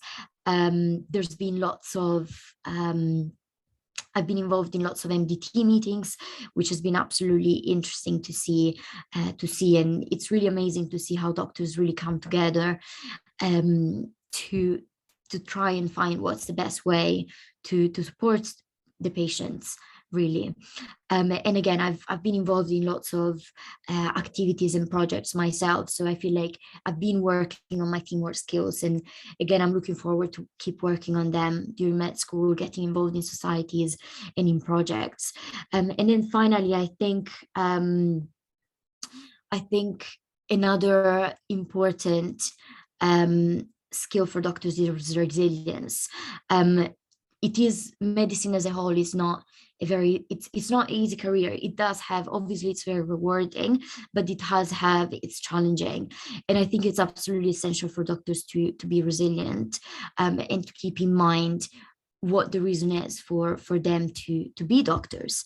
So that, even when things are not going so well, then we're able to keep in mind what the little things are, and we're able to keep strong in what the little things are as well.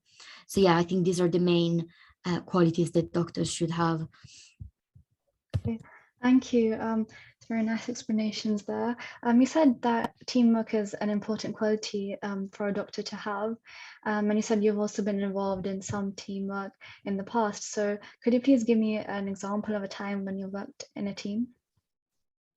Yes, absolutely. Thank you. So there are many examples. As I was mentioning, I've been involved in quite a few projects, in quite a few teamworks, but one example that comes to mind is when I was involved in a consultancy project last year. So I was very interested to understand more about what consultancy is and what consultants do. So I was put in a team of 4 with other students, and we were attached to a local charity, who essentially what they do is to run English, math, and IT classes for people in the community to help them get back into work after they've been out of work for a long time. And our role as acting consultants as practicing consultants was to investigate how effective these classes were and whether the people were actually getting to employment. And at first we were all really overwhelmed with the amount of work that we had to do, because of course it was an extracurricular activity, and we had to prioritize our schoolwork. So we were a bit overwhelmed, and the first week was a bit stressful because we were just really trying to juggle everything.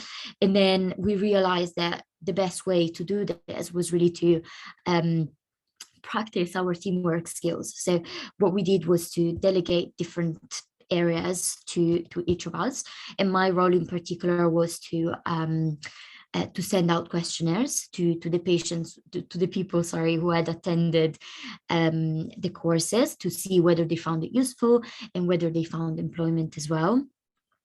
And I found that really helped, because then I knew that I had one thing to focus on rather than a myriad of things on the to-do list. And the same with the other people, they all had their own thing to focus on. And then we would have catch-up meetings every sort of once a week, just to see how everybody was doing. And of course, if someone else needed help and one of us had done with their task for the week, then we would be able to help each other. So I thought, with starting with a project that was completely new and quite overwhelming as well, from the amount of work that we had, and with the deadline that we had as well, we really managed to come together and to work well as a team, dividing the tasks, helping each other, and also communicating effectively, because I think there is no teamwork without effective communication and effective listening and respecting each other's opinions. So I think this was a really good example of a time that I used my teamwork skills. Thank you. Very interesting to hear. And I remember earlier you mentioned that you did some work experience. So including this or any other things that you've done to find out more about medicine, could you please just give me a description on the things that you've done to find out more and what you've learned? Yeah, absolutely. So yeah, I was mentioning that I've done quite a few types of different work experiences, and I found all of them very, very valuable. I was lucky enough to have work experience in different settings. So I've done work experience in pediatric surgery and one in adult surgery, as well as a GP placement. And it was really interesting to see how these different specialties and these different environments work essentially. So in all of them, of course, we have the patient that is at the center of attention, and the doctors all have the qualities that I was mentioning before. So they all need an absolutely essential communication and teamwork, as well as, you know, all the other ones, including empathy and time management. But it was quite interesting to see how in hospital there is a lot more importance put on the teamwork. There are MDT meetings happening almost every day, for some specialties twice a day as well. And this is really helping the doctors, but also the other healthcare professionals to help to care for the patient. But then when I was doing work experience in the GP, it was interesting to realize how the GP is much more independent. And even though some GP practices might be bigger, so then it might be a big team of GPs, lots of times the GP is just sort of by themselves, seeing the patient and needing to make the decisions for the patient by themselves, which is something that I found really interesting. I was also able to do some volunteering in a care home, and I feel like that really helped me understand in practice what the good skills and qualities and the roles and challenges of doctors are as well, because I was essentially supporting the patients in the care home. Sort of, it was like a befriending scheme. So I was just going in once a week and just spending about an hour or two just chatting with the patients, and getting an idea of what they were going through, and also trying to help them out as much as I could, even if it was just, you know, like bringing them a cup of tea or getting the nurse, because obviously nurses were all very busy.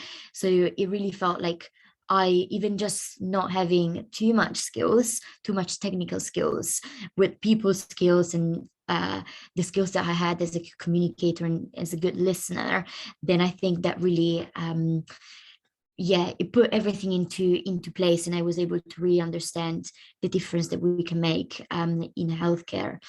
I think these are the main experiences that I've done to learn more about medicine. Thank you for that. It's kind of like you've done some work to find out more, and you've learned quite a bit from those experiences. That's always good to see. So now I'd like to ask you, what would you say are your weaknesses? So that's a bit of a challenging question. I would say my main weakness is that I'm pretty quiet. I've always been a bit of a shy introvert person, and I think this is my main weakness, because as doctors, I was saying, it's very, very important to work in teams and to communicate effectively. So I found it sometimes in the past that when I was working in teams over projects, or during team sports as well, because I'm this quiet, I find it harder to voice my opinion and to contribute as well to the discussion.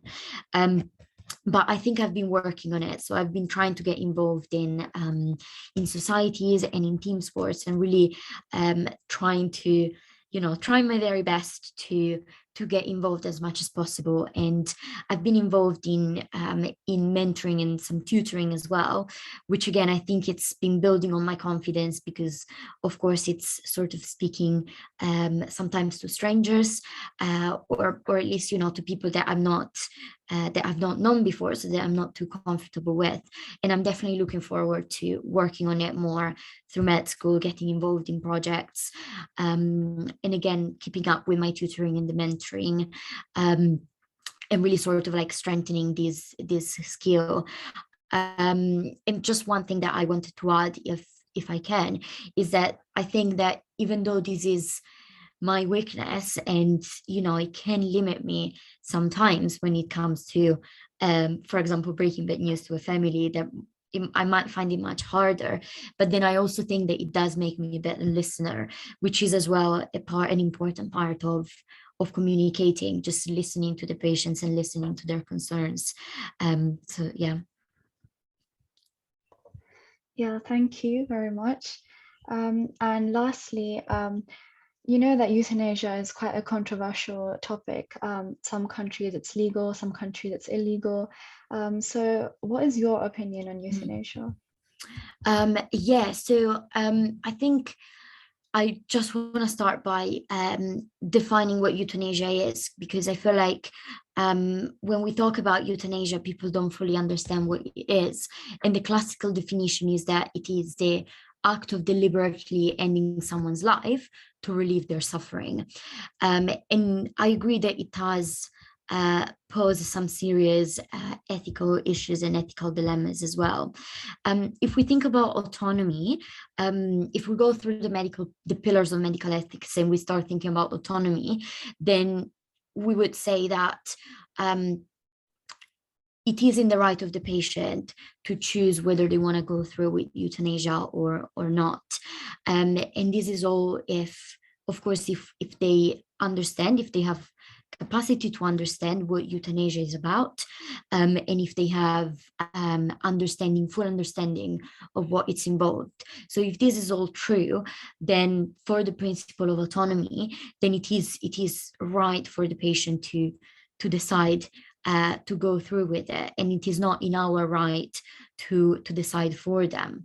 But then at the same time, thinking about the same thing. So if some patients are not competent and they're not able to understand and to decide for themselves, I do believe that it's not in our right or in the family's right to decide for the patient, because it's going against the autonomy of the patient, especially if the patient might have voiced in the past that that euthanasia is not something that they would want. It's not in our right or in their family's right to change this opinion. If we think about the beneficence and the non-maleficence, so they're trying to think about the best interests of the patient and not harming them. So if we think about the best interests of the patient, we could argue that euthanasia is in the best interest of the patient, in the sense that they might be towards the end of their life and the pain might be such that that we might not be able to control it as well. So then we could argue that in the best interest of the patient, then euthanasia would be the best possible care, not really care, but the best possible thing that we can offer the patient. But then at the same time, when we think about the non-maleficence and the non-harming patients, then if we think back to the definition and the fact that euthanasia is the deliberate act of ending someone's life, then someone could argue that is in fact the ultimate act of harming someone. So while it goes towards the principle of beneficence, in the sense that it's the best possible thing that we can do if we reach a stage that we can't manage them in any other way possible, then on the other hand, we could argue that we're actually doing the most harm that we could potentially do to another human by taking their life. And then lastly, if we think about justice, you have mentioned before that in some countries it is legalized and in some countries it's not. So in terms of the justice, we could argue that only the people that have the means to travel to these countries where it's legal and have the means to access private healthcare in these countries as well, then they are the only ones that have access to euthanasia. while people that don't have the means to access and to travel to these countries, then they don't even have the options. So it wouldn't be just towards everyone to ban euthanasia. Yeah, and so I think considering all these points, I personally would be against legalizing euthanasia because even though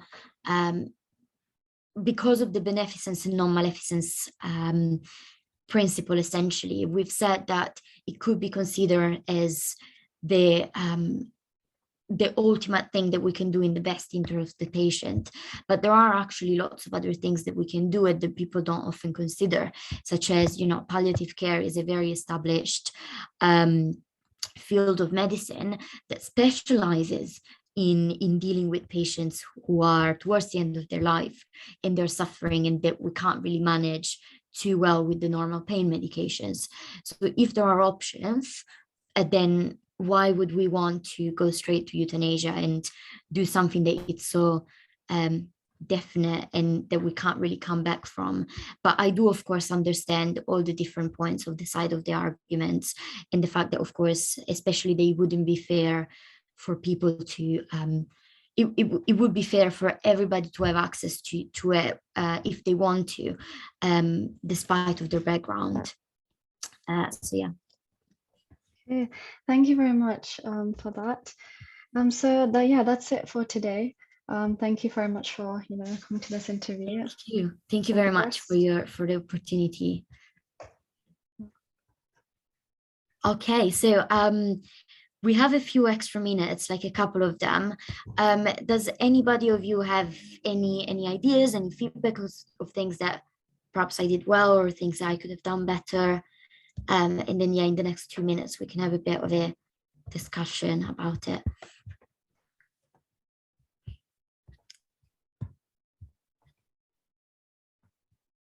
Okay, I'll just quickly run through some feedback. Of course.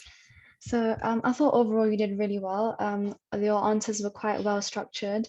Generally, I thought that for the weakness question, you were quite honest about it, and you said how that means that you were like being quiet meant that you listen, but you were a good listener.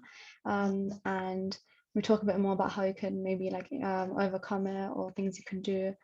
And euthanasia question, again, you had a balanced argument for and against, and you came to a conclusion. You said what your opinion was too. Perhaps maybe mention in the UK whether it's legal or illegal. So currently it's illegal in the UK. So, but yeah, overall I thought you did quite well. Yeah. Thank you. Every time I'm doing a mock interview, I'm always like flashbacks to when we had to do interviews. Someone is saying, Shakib, sorry if I say your name wrong, maybe take some seconds before you answer your question to show that you thought about it. This is a really good point. So I feel like if you're confident about what the question is asking, and if the question and about the answer as well, then there's nothing wrong with just going for it, but it's really, really essential if you're not 100% sure what you're gonna say. And we were saying this before, actually. One of the questions that I did struggle with most when I was in my interviews, and I keep struggling even now, it's when I'm asked what kind of things have I done to learn about medicine. For some reason, I'm really struggling with that. So it's a good point. Perhaps if I take it a few seconds, then I can organize my thoughts and know everything about what I'm going to talk about. So definitely that's a really good point. Yeah, perhaps I reflect on the things that you did and talk more about like what you learned from those experiences as well. But yeah, I thought it was a good description of everything that you did. Just maybe reflect a bit more. But yeah, it was a very good interview. Thank you. Thank you. Okay. Yeah. Anybody has any other comments or like things that weren't too clear? Otherwise, I think you're moving on to a next talk soonish. Yeah. Okay. So thank you for this opportunity, AspireMed. Thank you guys. Hope it was helpful. No, thank you guys so much for the fantastic demonstration of the panel interview. I think they're also often so elusive, and I think I speak on behalf of everyone. I say that it was a really informative and helpful session. But yeah, no, that brings us to the end of our morning. Thank you very much for joining us today, and we hope you have thoroughly enjoyed this crash course. Thank you, everyone. We'd like to thank all our wonderful guest speakers from CamWAMS, Medpath, SAMDA, and BWAMS for kindly offering us their time to deliver such informative and engaging talks. We encourage you to follow their social media channels, which we will paste again below, just to see all the amazing work they do and to get involved as much as possible. So thank you to those of you who have completed the pre-course questionnaire. When you exit this webinar, a survey will automatically open in your browser window, and if not, it'll also be pasted into the chat right now. This is the post-course questionnaire, and we would be so grateful if you could complete this, as it will help us greatly improve our future events. As a thank you for completing both questionnaires, the pre-course and the post-course, we will be sending out certificates of attendance soon, so we'll be in touch. I'd just like to invite everyone who hasn't already to register for our mentoring program, to be paired up with a medical student or a current doctor for advice, guidance, and mock interviews. For now, we'll say our goodbyes here, and we hope to see you at an AspireMed event in the very near future. And in the meantime, keep in touch with us on social media.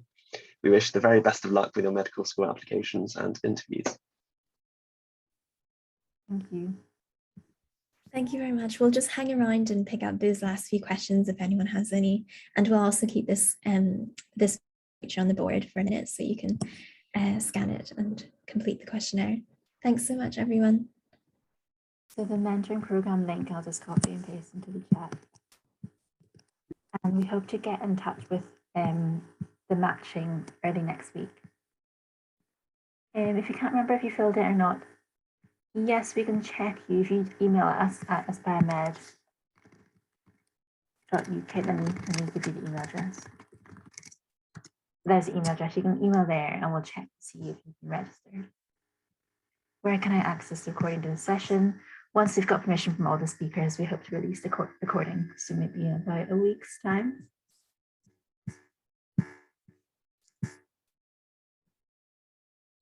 And just want to extend a massive thank you to everyone who's attended, and also the very best of luck, as Luke mentioned, for your interviews and your applications. Take care.